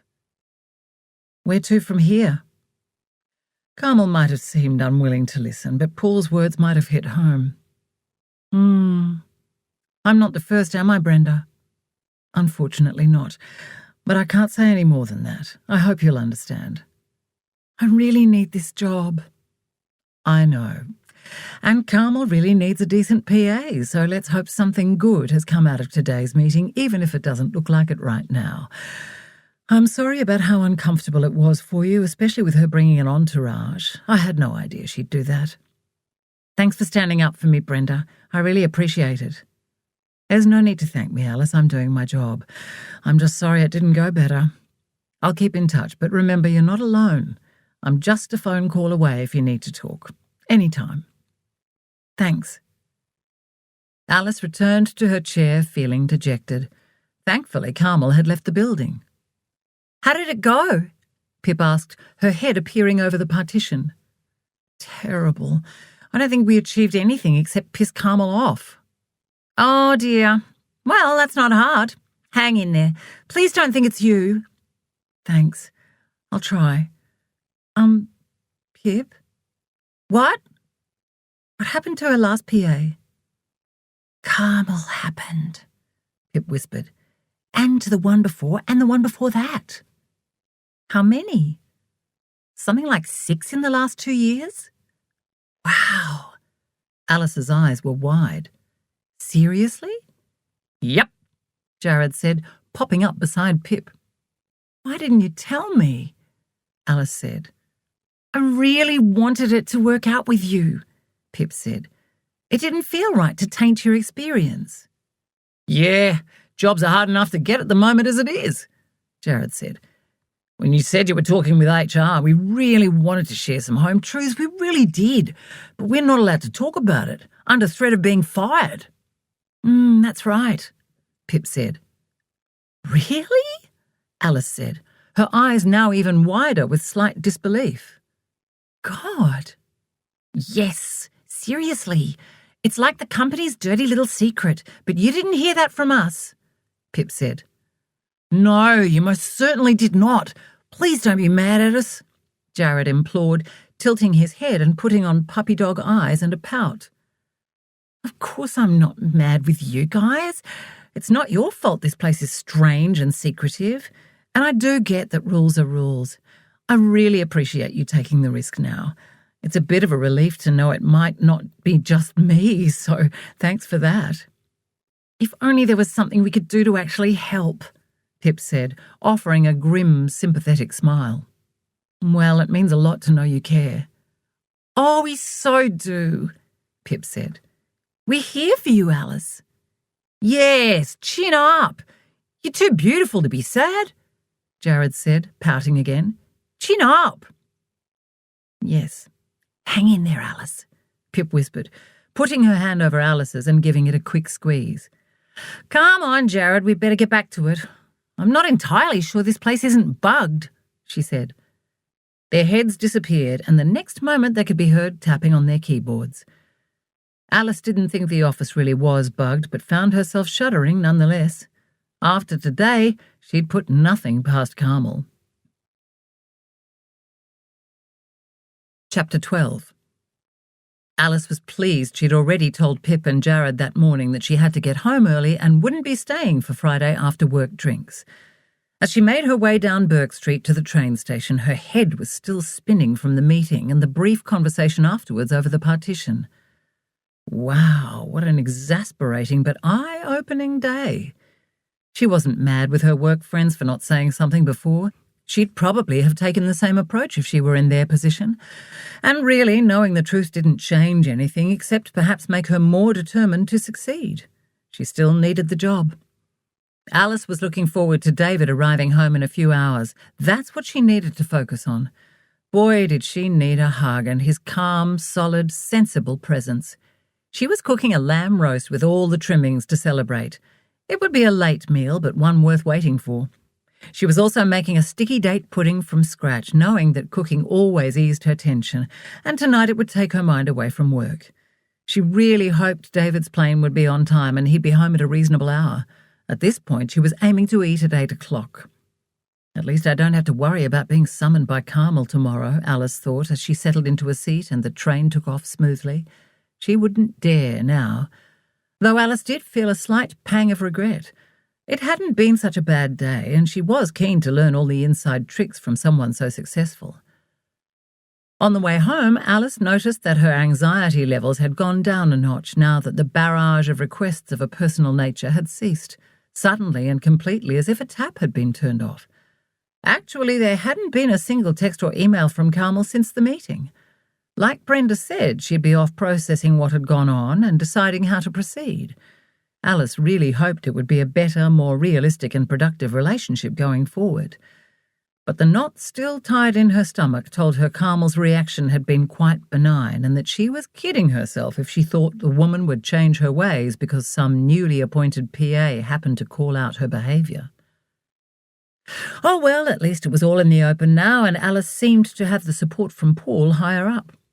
And of course she had Brenda on her side. It felt good to have aired it. She didn't feel quite so alone. But being a dobber didn't sit well with her. It was such a no-no at high school, and she'd carried that attitude with her into her adult life. But she really hadn't been left with any alternative, had she? Perhaps she should have told Carmel she was struggling and asked if she could tone down the personal requests. Yeah, right, Alice scoffed. She actually shuddered at picturing herself approaching Carmel direct. She wished she could put her finger on what it was about Carmel that so intimidated her. It wasn't just that she was her boss and one of the heads of the organisation. Alice had never had a problem with authority, and she certainly didn't with Paul. She really liked him. And it wasn't because Carmel was extremely wealthy. Rich or poor, people were just people to Alice. She opened the front door and looked around to see where Bill was. As usual, he was well back out of the way, sitting like a good boy. "Darling Bill, God, you're a sight for sore eyes," she said, picking him up. She was so tired and overwrought from the meeting and the subsequent toing and froing in her head, she almost wept. She knew that owning a pet was good for one's mental and emotional well-being. She'd read plenty about it in the press recently. But she never would have thought that the effect of just seeing Bill's wagging tail and non-judgmental face greeting her at the door would be so dramatic and immediate. She didn't even care that her clothes got covered in a fine layer of white and brown fur. "You've no idea how much joy you bring, Billy boy. If only you could come to work with me. You'd have Carmel wrapped around your little paw and the ice in her veins would melt and flow warm in no time." Alice reluctantly put the dog down. She didn't want to stop feeling his warm little body and heart beating against her. "You deserve a walk before we start on dinner," she said as she went through to the bedroom and got changed. "A walk, what do you think?" "Woof," was the response. Alice laughed. "Good boy. Come on then." She did her shoes up and grabbed his lead and clipped it on. "Your dad's going to be home later and we're cooking him a yummy dinner." Alice heard the key in the front door just as she put the pudding into the oven. She slid her hands out of the oven mitts, placed them on the bench, and raced down the hall to greet him, Bill trotting ahead of her. "Welcome home, darling," Alice said. "Ooh, that's nice. You don't smell like an icky traveller at all." "No, I managed to get a shower in Sydney on my way through. God, it makes such a difference," he said. But still he didn't embrace her. "How are you feeling? How was the flight?" "Okay. It's nice to have a welcoming committee," he said, reaching down to pat Bill. "Something smells good," he said with a smile. "Roast lamb and then sticky date pudding," Alice said proudly. "Thank goodness you've already showered because it's ready right now, if you're okay to eat." "I certainly am. The trip was good, thanks. Everything is coming together." Alice wasn't sure what David did on these trips or what the meetings or social functions entailed or what was discussed, and she didn't care to know. A few years ago she'd given up really listening to his work chatter after she'd realised it was more about him venting, debriefing, and getting stuff off his chest than helping her to understand what he did in his job or encouraging her to have an opinion. She'd learnt the hard way that he thought it would all go over her head. These days she nodded with interest and made soothing, encouraging noises and shows of sympathy when appropriate. "How did your meetings go with HR and Carmel?" he said, a few mouthfuls into his plate of roast meat and vegetables swimming in gravy just the way he liked it. "Terrible, but it feels good to have been heard and I'm not so alone. But she turned up with Paul, Rose and Mary, and there I was with Brenda. Talk about mortifying and intimidating." "I guess that was rather the point. I don't blame her, though. I probably would have done the same." "But why? It was just meant to be a meeting between Carmel and me, facilitated by Brenda." "I guess she felt threatened. It's unlikely a meeting like that would be called to give someone a pat on the back for a job well done. Of course you're going to get straight on the defensive if you're smart." "Right. Well, anyway, she threw a hissy fit. Well, a Carmel completely measured and composed hissy fit. She got snarky, wouldn't really listen and sort anything out. Defensive, really, and then she walked out." "And you're surprised why?" "I don't know. I suppose I thought she'd be more interested in working through things and sorting out a satisfactory way forward." "You dragged her into a meeting with HR because you complained about her, Alice. Of course she's going to be pissed." "What else was I meant to do? Anyway, you suggested it." Shock mixed with Alice's rising frustration. "I know, but I didn't think you'd take that option quite so quickly. It's been less than a month. There are always going to be a few teething issues and settling in time needed. I've told you all this. And don't forget, as far as she's concerned, she's done nothing wrong. You're the newcomer who's meant to be working for her." "So you think I'm being a petty dobber?" "Well, thanks a lot." "Come on. I just think you're taking longer to get into the swing of things than you'd hoped, and you're letting the frustration get to you. You don't know what it's like. It's horrible, Alice said, picking up her empty plate and taking it to the sink. It's a pity you turned down the outer cover job then, isn't it? Alice blinked back tears. Where was David's love and support? She wasn't being melodramatic or overly sensitive. Working for Carmel was horrible.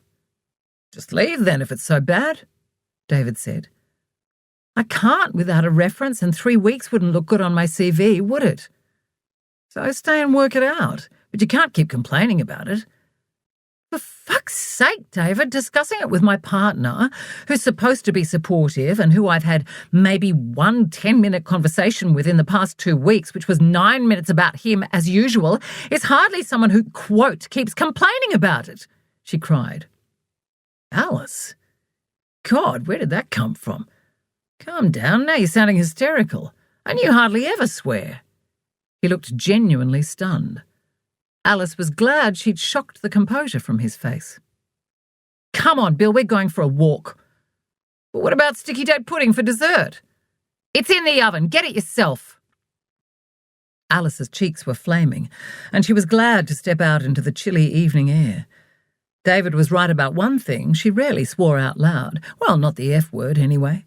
But she'd also never felt so frustrated, lost, and unsupported. Maybe if she'd told Carmel to shove her restaurant bookings, shoe repairs, etc. up her arse and let her do some real work, all would be well. Perhaps the problem was Carmel thought her too weak. She wasn't weak. She was kind and caring by nature and gentle, and there's nothing wrong with that. By the time Alice reached the road going around the park, she was starting to feel a lot calmer. Thank goodness for you, Bill, she said, giving the dog a pat while they waited for a decent break in the traffic. You're a good, good boy. And what difference did her having been out of the workforce make anyway? She went back over the conversation while she and Bill traipsed their way around the park on the concrete path under the lights. I can do the technical aspects of the job. I've mastered all the new computer programs and database and office processes. The problem I'm having is with people. People don't change, and I've been interacting with humans all my life. Fuck you and your patronising comments, David. You don't know what the hell you're talking about, Alice said aloud. She took a deep breath. It was her experience and hers alone. Of course he didn't know. He was only commenting on what she was saying, which she could see probably did sound like a whinge. Feelings were very individual things. And from her 4 years with David, she knew he didn't have a whole lot in the emotional vault. He tended to be very black and white. So why the hell was she so surprised? Alice felt a little sheepish as she made her way inside the house. She unclipped Bill and deliberated over going to bed instead of facing David. Amazing sticky date pudding, he called, and she sighed and went through to the kitchen. Best one ever, he said, looking up at her and smiling weakly. Thanks, she said, and that would be that. The argument was over. This was always the way it worked with them. Sorry, I'm just really frustrated, she said, going over and wrapping her arms around his neck. She was still annoyed but needed to swallow it down. Staying angry wouldn't help. David just didn't understand. If it's really that bad, leave, he said. But while Alice welcomed his comment, which might have seemed supportive to anyone looking in from outside, she knew that from David it was barbed. It was a challenge. He knew Alice possessed a stubborn streak and didn't give up easily, especially when challenged. His tone held the unspoken words, if it's too much for you to handle. Alice hated to disappoint anyone, and David would be very disappointed in her if she gave up so easily. Maybe it'll get better, she said, tucking into the bowl of pudding, cream, and ice cream he'd dished up for her. She already seems to have stopped with the stream of trivial messages. Well, there you go. Maybe it was the jolt she needed. Apparently it's not just me, Alice said. Pip from work said I'm the latest in a long line of PAs who've left. Another reason why you don't want to just leave. You'll be another number, a statistic. David said these words in the sort of tone that suggested he'd not told her to leave but encouraged her to stay. Alice stopped herself from pointing out his hypocrisy. Apparently the staff is sworn to secrecy about the other PAs leaving, under threat of dismissal. Isn't that a bit extreme? No. Loose lips sink ships, Alice. They're protecting their brand. Loyalty within is really important. I guess. It's nice to know Jared and Pip are looking out for me, Alice said, not sure what else to say. The sooner you realise most people who pretend to be your friend aren't, and that most people can't be trusted, Alice, the better off you'll be. God, David, when did you become so cold and cynical? He shrugged. It's the truth, backed up by experience. People are usually only nice because they want something in return. Alice felt a painful surge of disappointment. How sad to be so negative. She was a little shocked. She stared at David, wondering who this man was, who she was planning on marrying and spending the rest of her life with, if he ever proposed. Is nothing real or genuine anymore? She had the uneasy feeling that her whole life was imploding. Thankfully, David had got up and was too busy rinsing his plate to see her stunned, sad expression as she continued to stare at him. I reckon we should go and look at some open houses or auctions for fun tomorrow, since you're now in real estate. What do you say? David said, turning around from the sink. Okay, thanks. Sounds like fun. Poor David, he probably thought this was just the sort of support she was wanting from him. He didn't have a clue. Alice forced herself not to shake her head at his ignorance. Thank goodness she had lunch on Sunday with her uni mates to look forward to. Chapter 13. Alice was the first to arrive and take a seat in their usual spot in the corner of the pub with a glass of white wine.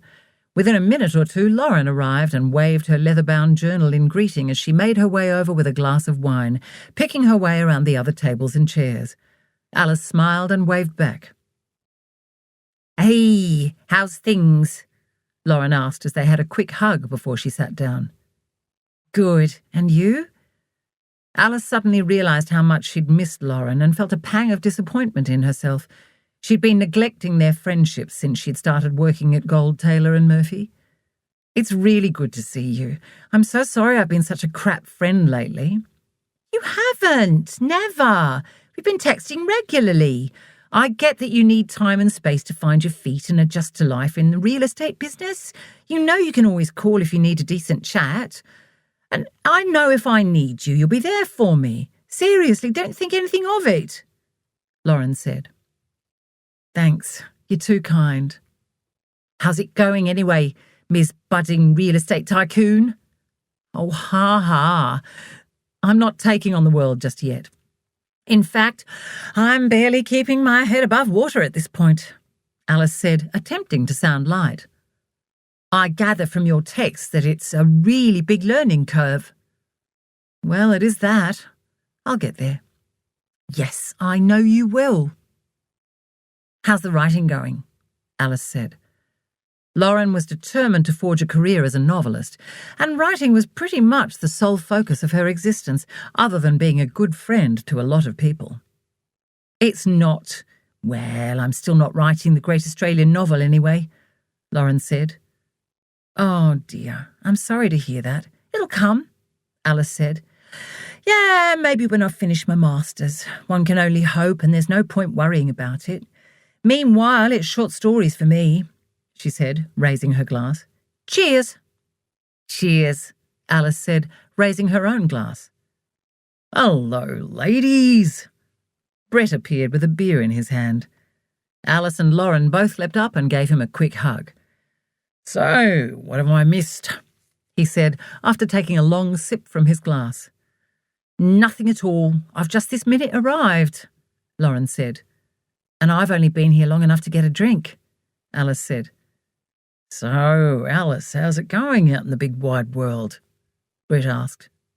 Great, Alice said with all the enthusiasm she could muster.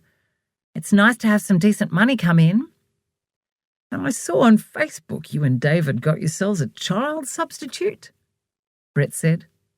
We did. A rescue dog, Bill. He's a Jack Russell, 2 years old and absolutely the dearest thing. He settled in really well. Well, come on, I know you're dying to show us 1,000 photos, he said.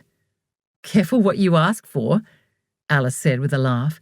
She beamed as she got her phone out, brought up the photos and held the device out for them to see. He's so gorgeous. I can't wait to have a cuddle, Lauren said, leaning in to look at the screen. A handsome fellow indeed, Brett said. Do you know what his story is? How he ended up at the shelter? Lauren asked. No, they didn't tell us anything. I don't want to know anyway. Just knowing someone might have given him up makes me really sad. I hate hearing how old people going into nursing homes have to give up their pets. Imagine being utterly broken about losing your independence in the home you love and then having the extra heartbreak of needing to give up your pet. It's just awful, Lauren said. There are actually some places that allow pets to go with you now, Brett said. The Animal Welfare League has a great website where you can search for pet-friendly nursing homes. A friend's gran is in one. Oh, thank God for that, Lauren said with a visible sigh. It makes the thought of getting old less terrible. Lauren, you're not even 30, Alice said. I know, but I'm always thinking. Maybe that's what you can write about, Alice said. A woman who causes trouble for her family because she won't give up her pet to go into a nursing home. Ah, still looking for that elusive seed, eh, Lauren? Brett said. Yep. I think I need to travel, she said wistfully. Maybe I won't find the story I'm looking for in Melbourne. Mum and Dad are having the best time on their cruise. Floating retirement homes, my gran used to call them, Brett said. Yeah, you're probably right. I know I'm trying too hard, but I can't seem to help it. I want to write something great. You'll figure it out, Alice said. But I still don't get what's wrong with writing short stories. I love doing them and they've all got good grades so far, but there isn't a market for them that there is for a novel. I could never make a living by writing them. And if I'm being really honest, I'm probably snobby about novels being the be-all and end-all. There's nothing wrong with knowing what you want to do and sticking to your guns, Alice said. Yes, and inspiration will strike when you least expect it, Brett said. Isn't that what they always say? Who? Oh, I don't know. All the old literary masters. What would I know? I'm an engineer. We deal in certainty and make things happen. Speaking of masters, how's yours going? Lauren asked. It's bloody hard, Brett said. Can we not talk about it? I need a day of not thinking about it or work. That's hard at the moment too. Thank goodness I'm only there 3 days a week. Let's order food. Do you think anyone else is coming? No, I suppose it's just us, Alice said. She found herself feeling a little relieved that Helen was a no-show, or perhaps she was just running late. She hadn't sent a message to say one way or the other. The older woman was pleasant enough, but she tended to rub Alice up the wrong way sometimes because she was so forthright. She reminded Alice a little too much of her mother. Helen had done marketing and English literature, and Alice thought she was now doing women's studies, but couldn't remember for sure. Alice also didn't like that Helen had declared a few times that she didn't care what size student loan debt she ended up with because she wasn't planning on earning enough to pay it back. She was going to stay studying until she retired. Alice didn't think that was quite fair or the right thing to do. Yes, I'm starving, Lauren said, picking up the menu despite most likely knowing it by heart. Did you check the specials? I completely forgot. I did, as it happens, Brett said. Pie of the day is beef and mushrooms, soup is pumpkin, pasta is spag bol, and roast of the day is chicken. Thanks for that. Glad someone was taking notice, Alice said. My brain's a bit fuzzy at the moment. They took turns going up and ordering so they didn't lose their spot. So why is your brain fuzzy? Brett said when they were all seated again after ordering. Is the new job a bit too full on? Something like that, Alice said. Alice, is something else wrong? Brett said after she didn't go on to say anything more. If you don't mind me mentioning it, you're not your usual jovial self, he said. Aren't you enjoying the job? No, I'm not actually. It's hard. Well, no, it's not that it's hard. My boss is hard. As in not nice hard or piles on too much work hard? Brett asked. Bit of both, maybe. I'm not sure. I can't put my finger on it. Perhaps it's just too early to tell. I reckon you'd know within a day or so if someone's not nice, Lauren said. Yes, but it takes time to know if you can or want to work with someone who isn't nice, Brett said. So what's going on? Lauren said. I think it'll be fine now. I met with HR to try to sort it out. Wow. 3 weeks in, is it? I hope HR didn't tell your boss you were complaining, Brett said. Why? Alice asked. How would you feel if a subordinate complained about you? Because, let's face it, a meeting with HR is never going to be about good news, he said. God, you sound like David, Alice said, her cheeks colouring. Ignore him, it's the pragmatic engineer in him, Lauren said. Thanks a lot, Brett said. It's really getting to you, isn't it? Lauren said, scrutinising Alice more closely.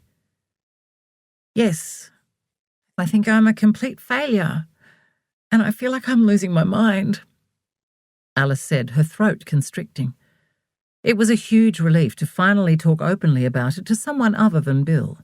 She'd known from the start that she would have to be careful when discussing it with David. She had to sanitise her experiences to a certain extent so she didn't come across as a moaner. Now she wished she'd called Lauren to talk about it earlier. Why? What do you mean? Lauren asked. I'm second-guessing myself about stuff I've been able to do for years. I'm losing my initiative because I'm supposedly not allowed to have any, though in the interview that's apparently what she wanted in a PA. So I'm stuffed if I know. I was also going mad with her bombarding me with all these silly personal things to do, like booking restaurants and running errands all over the place. I know I'm a personal assistant, but it was getting beyond ridiculous. That's why I went to HR. Well, the HR lady came to me first to see how I was settling in, and it all just sort of came out. I couldn't help it. There are all these things I have to do for the company, and if I don't, I'll get yelled at from other departments. You'd think as one of the heads, with her name on the door, she would get that. She might now. She seems to have stopped with the excessive messages. We'll see tomorrow. The meeting was on Friday. Is she mean to you? Is that it? Lauren asked. I honestly don't know. How can you not know if she's being mean to you or not? Brett said. I did say I felt like I was losing my mind. It's a feeling like she's being nice, but there's something not nice behind it. It's really subtle. Oh, I don't know. It's like she's putting on an act, and she loves a snide comment and a sneer. I hate that. It's so rude. And she's abrupt, and I know it's a bit petty, but she never says please or thank you or sorry. She was so affronted, she stormed out of the meeting. No, not stormed. Carmel only ever acts with composure and decorum, but I would have expected her to say sorry or at least appear a little remorseful. Someone doesn't go to HR without having good reason, no matter what you say, Brett, Alice said. Hey, don't attack me. Why don't you leave if you're not happy? And clearly you're not, because you're all over the place. Sorry, just calling it as it is, he said, raising his hands, palms out. He's right about that, Alice, Lauren said gently. You're practically a nervous wreck. Your hands are even shaking. And since when do you have so much trouble deciding on what to eat? Alice hid her hands in her lap out of sight. I didn't sleep well last night. Actually, I haven't slept well for a while now. I keep having bad dreams about it all. That's not good. So why aren't you leaving? Lauren asked. I'm not a quitter. We need the money, having just bought the house. The usual boring reasons, Alice said with a wan smile. I'm beginning to wish I'd taken the other job I was offered, with the man who put his fist through the photocopier. There just aren't many jobs around. Well, either that or no one wants me. And the job I have is great money. Money isn't everything, Alice, Lauren said. I know I'm in no position to comment on that, and I'm not in your situation, but seriously, your health has to come first. I was so thrilled when they rang me, said flattering things in the interviews, and then offered me the job. I was on top of the world. I really thought it was the perfect job, Alice said sadly. Flattery will get most people, Brett said. Well, you're only human, Lauren said. You know, I don't think real estate is about helping people at all, Alice said. Brett almost spat out his mouthful of beer. That can't be what you thought going in. Surely not. Come on, you're smarter than that. It's never been about that, Alice. Brett, don't be cruel, Lauren said. I can see where Alice gets that idea.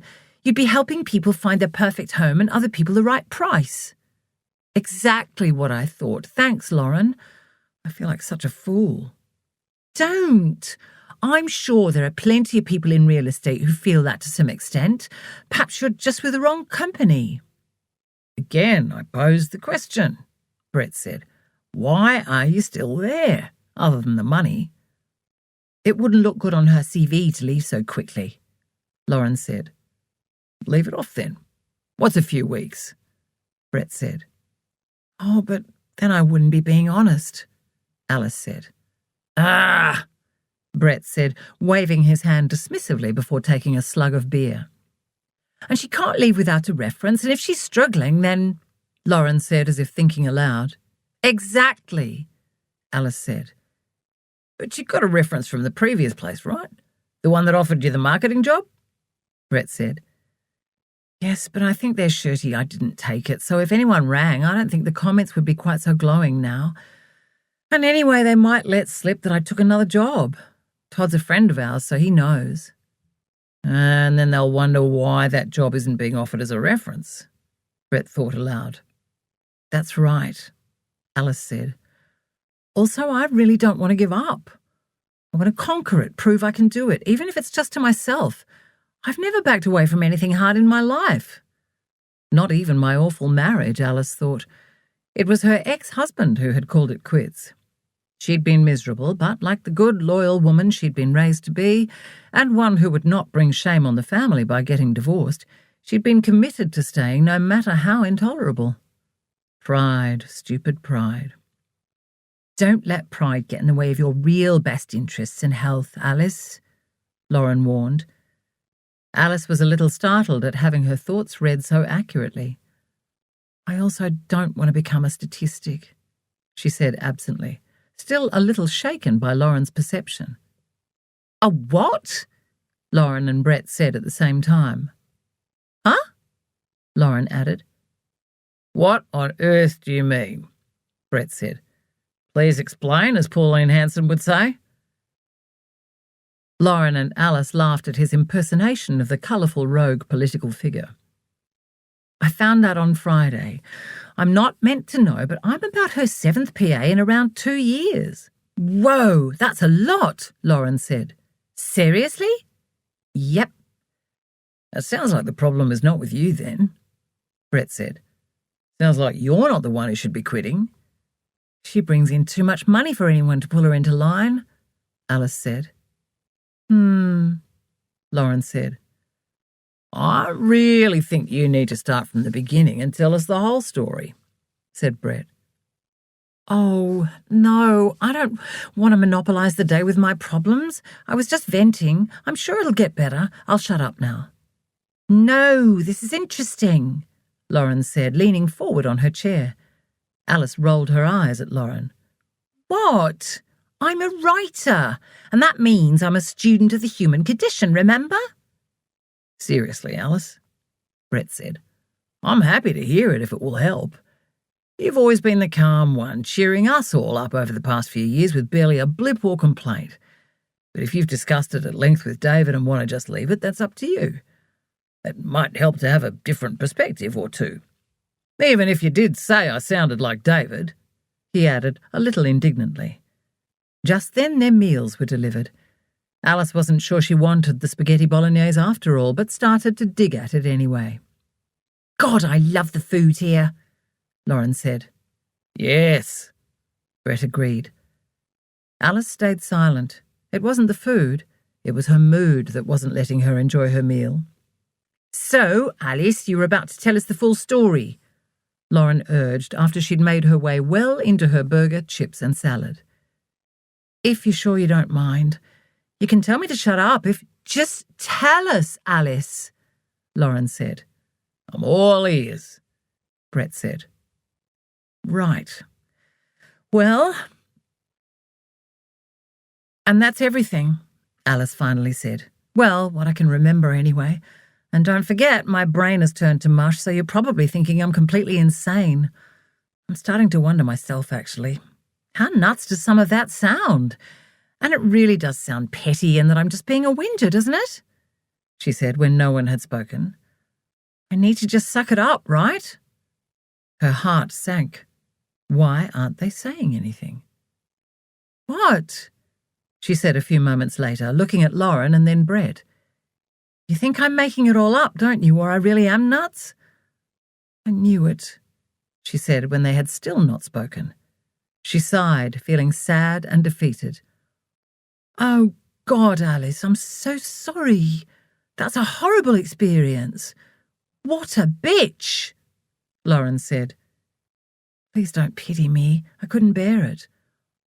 Oh, I'm sorry. I'm not. I'm just very upset for you that what you thought was a dream opportunity has turned out to be such a rotten experience. I think anyone would be feeling off-kilter after all that. What does David say? Lauren said. That it's early days. I doubt it's ever going to get any better, Brett said thoughtfully. Lauren and Alice turned to him. Alice, I think what you're dealing with is someone with a serious personality disorder. A narcissist, psychopath, or sociopath, or combination, he said. Aren't serial killers psychopaths and sociopaths? And aren't narcissists what they call people who are obsessed with sharing selfies on social media? I haven't been asked to bury a body yet, and I'm pretty sure Carmel isn't into taking selfies.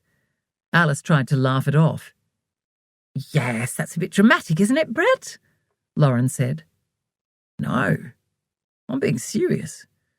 Sociopaths and psychopaths are predators. I don't know as much about them as I do narcissists. And as I said, someone can have multiple conditions. And there are scales. Yes, simply being attention-seeking is at the low end of narcissism. But a full-blown narcissist is so obsessed with themselves and achieving gratitude, dominance and ambition that they disregard everyone else as they ruthlessly pursue their goals. They lie, cheat and manipulate in order to achieve the adoration they crave. And because they're not capable of having empathy, they don't care who they hurt or destroy along the way. Obviously, I'm no psychiatrist or psychologist, and I'm trying to simplify a complex subject here, but I'm pretty sure that's what you've described, Alice. You need to get out. These people can become physically dangerous, and in some cases they can completely ruin you mentally or emotionally, leaving you feeling a lot worse than out of kilter and doubting yourself. Oh, I don't think... Alice started and stopped. Alice, you're already displaying symptoms of mental abuse. You're doubting yourself, you're confused, you think you're going crazy. And I hate to tell you, but if I'm right, you going to HR will have made things a whole lot worse. Her laying off you might be the calm before the storm, Brett said. Alice's head was swimming. I'm pretty sure what your boss is doing is gaslighting you. It's when someone uses subtle psychological tactics that undermine your reality, make you doubt your sanity, basically portray you as the crazy one. It all feels off, but you're not sure why. Just what you've described. Here, read this, he said, bringing up a website on his phone and handing it to her. Alice scrolled through the article in silence while Lauren read it over her shoulder. The further Alice went, the slower her heart rate became, and then she began to feel queasy. The article put into words a lot of what she'd been feeling and experiencing. Wow, Lauren and Alice said in unison when they'd got to the end of the piece. Exactly, Brett said as Alice handed back his phone. Would it really only get worse? Could Carmel really be that dangerous? Perhaps it wasn't as bad as she had made it out to be. Perhaps it really was all just a series of misunderstandings. But no doubt about it, she did feel like she was seriously losing her mind. So what do I do? Alice said, despite already knowing the answer in her heart. There was only one option. I told you. Get out, Brett said, a little exasperated. But as she said, she can't without a reference, Lauren said. I get all that, but Alice, your health, your mental well-being is more important than anything. I could be wrong, I hope I am, but how do you know so much about this stuff anyway? Lauren asked. Personal experience, unfortunately. In a workplace? Alice asked. No, my father. It's a long, unhappy tale, but suffice to say, I'm estranged from him. Oh, Alice said. As in not speaking to him? Lauren asked. Alice tried to stop her mouth from dropping open. Her father had been gone for several years, and her mother and sister regularly drove her mad, to the point she dreaded the obligatory Sunday phone calls when they focused on themselves and showed little to no interest in her life. However, she couldn't imagine not speaking to them. Yes, I've had to cut them out of my life, my father and my sister. My mother died years ago. Can you do that? Alice asked, the words out of her mouth before she could stop them. Of course. You're the owner of you. Why should you put up with being treated badly just because you're related? Brett said. A little defensively, perhaps, Alice thought. Wow, you're blowing my mind, Lauren said. Mine too, Alice thought. Don't judge until you've walked in my shoes, lived my life. I can assure you it wasn't a decision I made lightly. How long have you been estranged? About 5 years. And I can tell you, my only regret is that I didn't do it 10 years earlier. Sadly, I discovered the hard way that this notion that family is everything is absolute bullshit. Is it hard? Do they contact you? Alice asked. They finally stopped trying to communicate with me a few years ago. Thank goodness for caller ID. And yes, it's hard. You have to deal with a lot of guilt, mainly because of society's expectation. It's family is everything rubbish. Look, it's not about punishing anyone or giving them the silent treatment or anything like that and expecting things to change, he said, looking at the bewildered faces of the two women. It's about putting myself first, my emotional and mental needs. You didn't know me before I figured out what was wrong with me. I was a mess. It was having a narcissistic father and a sister who's the same. It's sadly very isolating because no one else in my extended family gets it. They think I'm just being up myself or too good for them. The thing with a narcissist is they're fakes with a facade, so only the victims see the truth. Not that I want to be known as a victim, I'm using that word in an academic sense, Brett said. So, how come you're not like them? Lauren asked. That's thanks to my relationship with my mum and my gran. Having good, normal people in your life can have a neutralising effect, apparently. That's what my research tells me anyway. But enough about me. Seriously, Alice, if you don't get away from it, it could destroy you.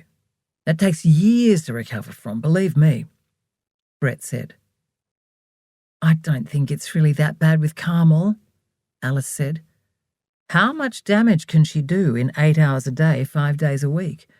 It wasn't as if Carmel was one of her parents who'd had a strong influence on raising her, Alice thought as their plates were collected. They thanked the waiter and said how much they'd enjoyed their meals. Do some research of your own if you don't believe me, Brett said, when they had all been silent for a few moments. It's not that I don't believe you, I just think my situation isn't that serious, Alice said. It's your life. Only you know what you're living, experiencing. But please, don't bury your head in the sand and be in denial just for a job and money. I'm sorry you haven't had a supportive family, Brett. That's sad, Lauren said, laying her hand on his arm and looking up at him. Thanks, but don't pity me, Lauren. It is what it is. I've dealt with it. Well, I'm dealing with it. Probably will be for as long as I live. That's how it feels, anyway. Chapter 14.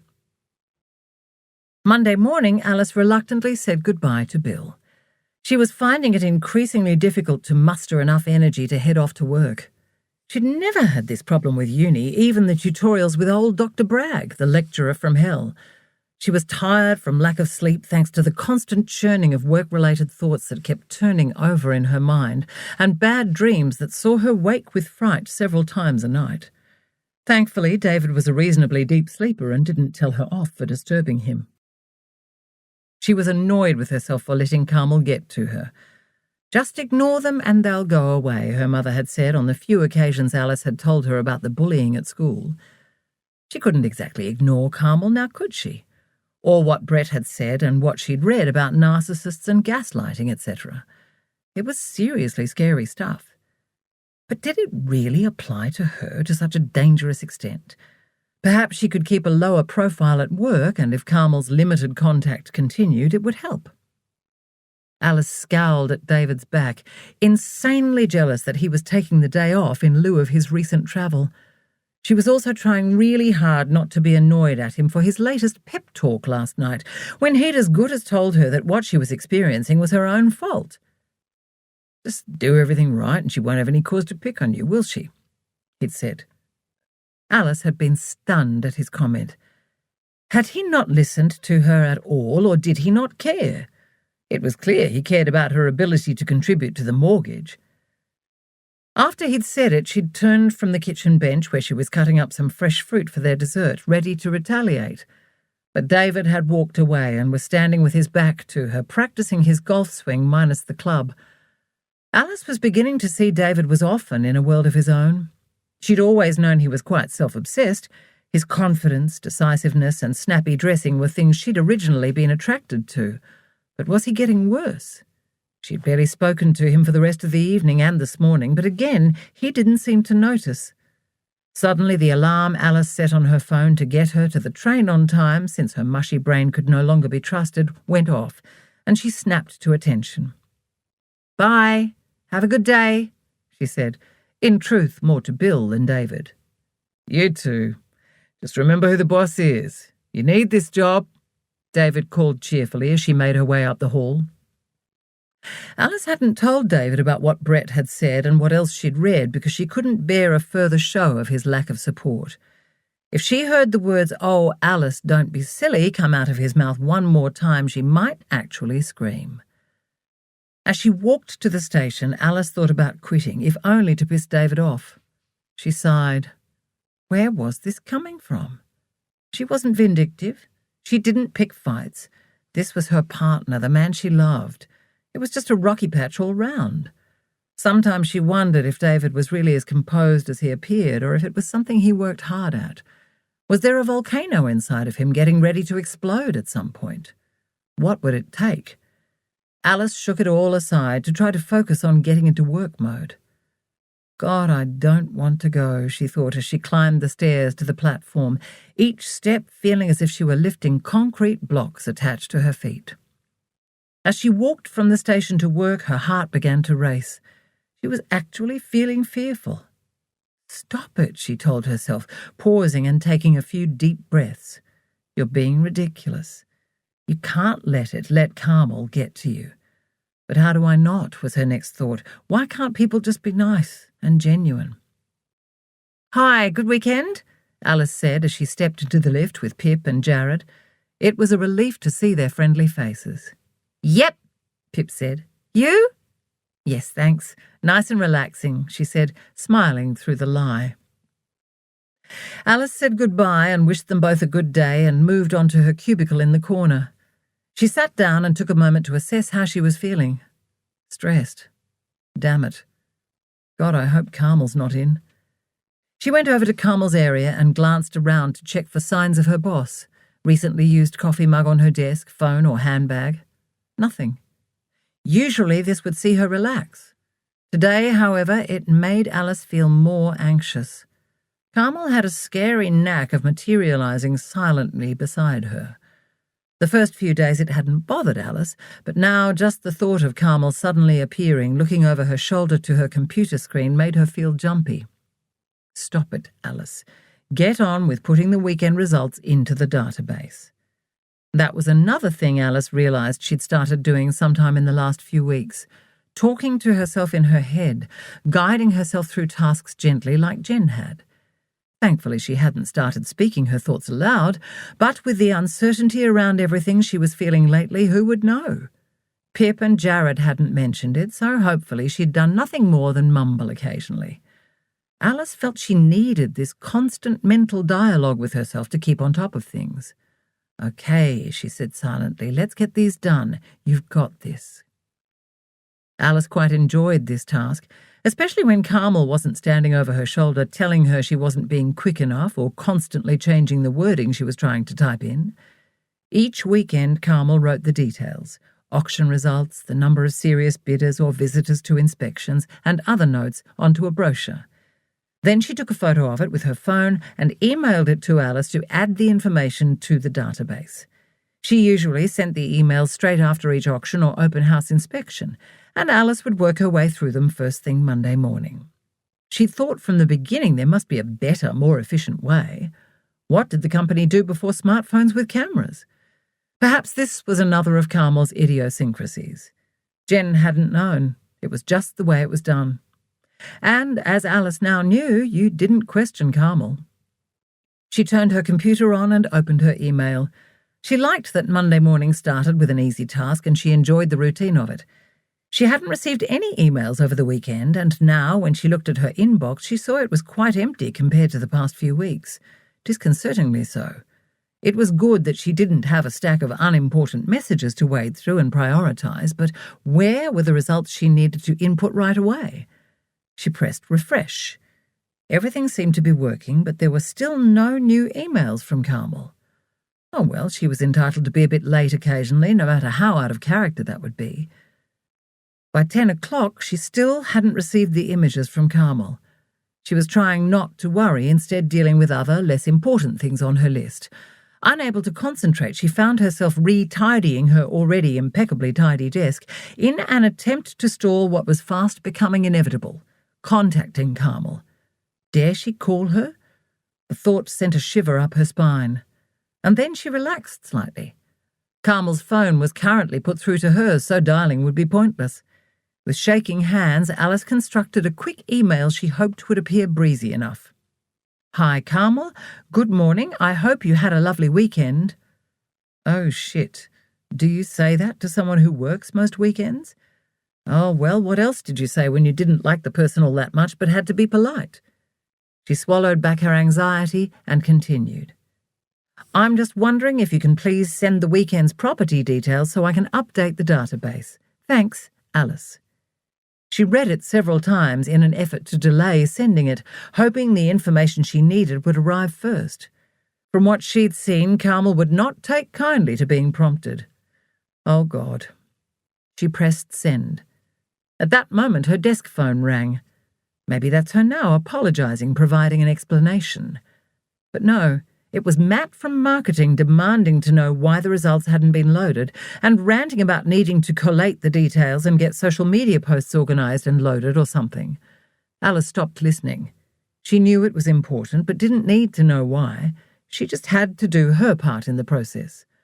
I'm so sorry, she stammered, but I don't have them yet myself. She cringed at knowing she was essentially putting the blame onto Carmel, who would be furious. I'll get onto it, she added quickly, in case Matt said he'd ring Carmel himself. Alice's heart was racing and she was beginning to sweat. There was no answer yet from her email. Yes, get onto it. We needed it half an hour ago, Matt snapped and hung up. Alice sat staring at the phone for a moment. Oh, God. She was feeling really shaky and had a headache, which she just hoped wouldn't turn into a migraine. But then she'd at least have an excuse to go home. Okay, focus, Alice. You need to deal with this. She could text Carmel direct, couldn't she? Alice didn't know for sure, but thought text messages probably still went through when the phone was diverted. She'd never had the need to divert her own mobile phone, so couldn't be sure how it all worked. I'll text her in 10 minutes if I still haven't had a response from the email, Alice decided. She went and got a cup of tea, and when she returned to her desk, she quickly checked her email for a message. She even went all the way back through to Friday's messages in case she'd missed the information somehow, or anything else. Unfortunately, she hadn't. Nothing. Damn it. Damn you, Carmel. She took a deep breath and dialed Carmel's number in case she was taking calls again. There was no way of knowing beyond Carmel telling her, which she never did, and held her breath. She let out a gasp of both relief and fury when her own voice came on the line asking the caller to leave a message. She was just putting the phone down again when it rang. God, what was it with shaking fingers these days? This is Carmel Gold's office, Alice speaking. How may I help you? Hi, Alice. This is Catherine Watson. I'm not sure if you can help me. It's my settlement day, and Carmel was meant to meet me here at the property on Malvern Road, Toorak, at 9 o'clock this morning to hand over the keys, but she hasn't arrived. I'm here to move in. I've got 2 removal trucks waiting to unload, and I can't even get in. I don't know what to do, she said, sounding as stressed as Alice felt. Oh, no, Alice said. I'm so sorry. I'll just put you on hold and see what I can find out. Thanks. Alice sat staring at the phone with the blinking light indicating the call was on hold while wondering what to do. Where the bloody hell was Carmel? God, I hope nothing has happened to her, she thought in the next breath. Perhaps she was sick or injured, too sick or injured to call to get to her phone. Alice didn't have Carmel's home address, only knew which street and suburb she lived in. She pictured her own recent moving day. God, that had been stressful enough and everything had gone smoothly. Poor Catherine. What can I do? She nibbled on her bottom lip. She knew all the keys were kept at reception, with Bianca the custodian in charge of keeping them safe and handing them out when necessary. Dare I leave the office? Alice didn't have a car. Also, Carmel might have the keys with her and just be running a bit late. But it was 10:30. Handovers were always right on 9 or sometimes even 8:30. Alice tried to walk quickly out to reception but broke into a run. She was a little breathless and had to force herself not to drum her fingers on the desk while she waited for Bianca to finish her call. Alice, what's up? Bianca said. Bianca, sorry to bother you, but do you have the keys to the Malvern Road property purchased by Catherine Watson? She tried to sound authoritative instead of unsure and terrified. She'd never been asked to get keys before and didn't know if only the agents were allowed access to them. Sure, hang on a sec, I'll check, she said, tapping on her keyboard. Yep, it looks like they should still be here. Alice almost let out a loud breath when Bianca said, I'll just get them. It was probably only a few seconds before Bianca returned from behind a partition to hand Alice a blue tag with 3 keys attached. But to Alice it felt like an hour had passed while her headache hammered painfully at her temples. She quickly checked the address, surname, and date. That's the one, thanks. Just sign this. Bianca placed a clipboard on the counter and handed her a pen. You look like you're in a hurry. Run, I'll fill out the details. Thank you so much, Bianca, you're a lifesaver, Alice said, and bolted back to her desk, thinking as she went she needed to get a bit fitter. She took back the call. Hi, Catherine, it's Alice back again. I'm so sorry to keep you waiting. I have the keys here in my hand and I'm going to bring them to you myself, right now. Oh, Alice, that would be fantastic. Thank you so much. Alice sensed the woman was almost in tears. I'm really sorry again for the delay. I'll be there as soon as I possibly can. Alice shoved the keys in her trouser pocket, grabbed her phone and handbag, and raced back out to reception. I'll be back soon, Alice said to Bianca. Hey, Alice? Bianca called while Alice was waiting impatiently for the lift. Shit. What now? I'm in a huge rush. Yes? She said, turning back around. You're not doing a handover of keys to the homeowner, are you? She asked. No. Shit. Yes. Carmel didn't turn up and the poor woman is stuck there with removalists getting shirty, Alice hurriedly explained. Well, you'll need one of these. It isn't cold, but it's better than nothing, Bianca said, holding up a bottle of champagne. The standard company gift to new homeowners on their move-in day. You're awesome, Bianca. What would I do without you? Alice said, striding across the space and grabbing the bottle just as the lift arrived. On the ride down, Alice hoped she'd find a cab at the taxi rank. Please let there be one there and available. Please let me be doing the right thing. She was in luck. A taxi was pulling in just as she got there. She quickly gave the address to the driver and sat back and quelled the urge to tell him to drive faster. Thankfully, the morning peak had ended and the traffic was quite light. In 20 minutes, she was asking the driver to wait while she leapt out of the car and ran up the path where she could see someone sitting on the step. The woman jumped up. Alice? She asked. Yes. Catherine? Yes. Oh, thank God. Here are the keys, Alice said, handing them over. Thanks. I'm just going to check their work while you're here, she said, going and unlocking the door. Brilliant! And this is to celebrate your new home, Alice said, passing her the bottle of room-temperature champagne. Congratulations. May you spend many wonderful years here. Thank you so much. You're an absolute lifesaver. Suddenly, Alice was being pulled into a hug. I really appreciate you doing this. It's my pleasure, Alice said brightly. And again, I'm so sorry about the delay. I'm not sure what happened. Well, no one died. I'm really sorry about my frantic call. I'm a bit stressed, as you can probably tell. It's okay. I completely understand. I moved recently myself. Well, I'd better let you get on with it. Thanks again so much, Catherine said, giving Alice another quick hug.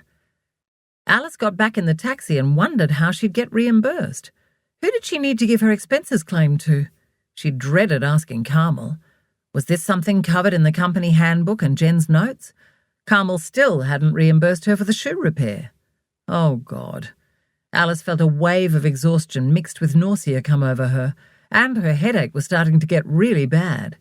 She searched her handbag for paracetamol and found some, but then realised she'd come out without her bottle of water. Walking back into the office, she felt good about having sorted out the keys. Catherine's reaction told her she'd definitely done the right thing. Keeping clients happy was what the company was all about, wasn't it? Okay, Bianca mouthed from behind the reception desk where she was on the phone. Alice gave her a thumbs up and a smile, and Bianca responded with a thumbs up of her own. She sat back down at her desk and took a moment to congratulate herself. But then she saw her office phone message banklight was blinking. The first was a message from Matt demanding again to know where the data was. If he was offhand and rude last time, now he was positively filthy. Shit. She quickly checked her inbox. No answer from Carmel. God, she hadn't sent the text. Alice couldn't put it off any longer. But would she reply? Just then the phone rang in her hand again.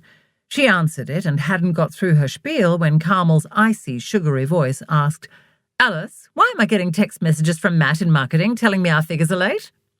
I'm really sorry, Carmel. Why am I apologising? But I don't have the information to put into the database. Her heart was threatening to burst through her ribs. Everything you need is on your desk, Alice. I suggest you open your eyes. But where? You always email on the USB stick right in front of you. For God's sake, Alice.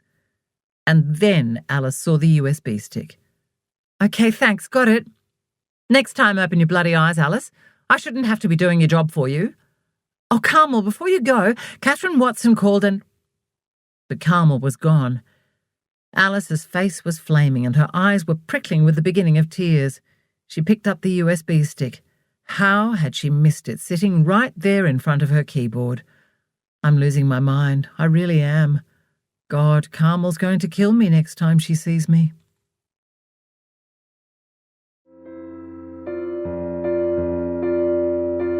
This is the end of CD 3. The book continues on CD 4.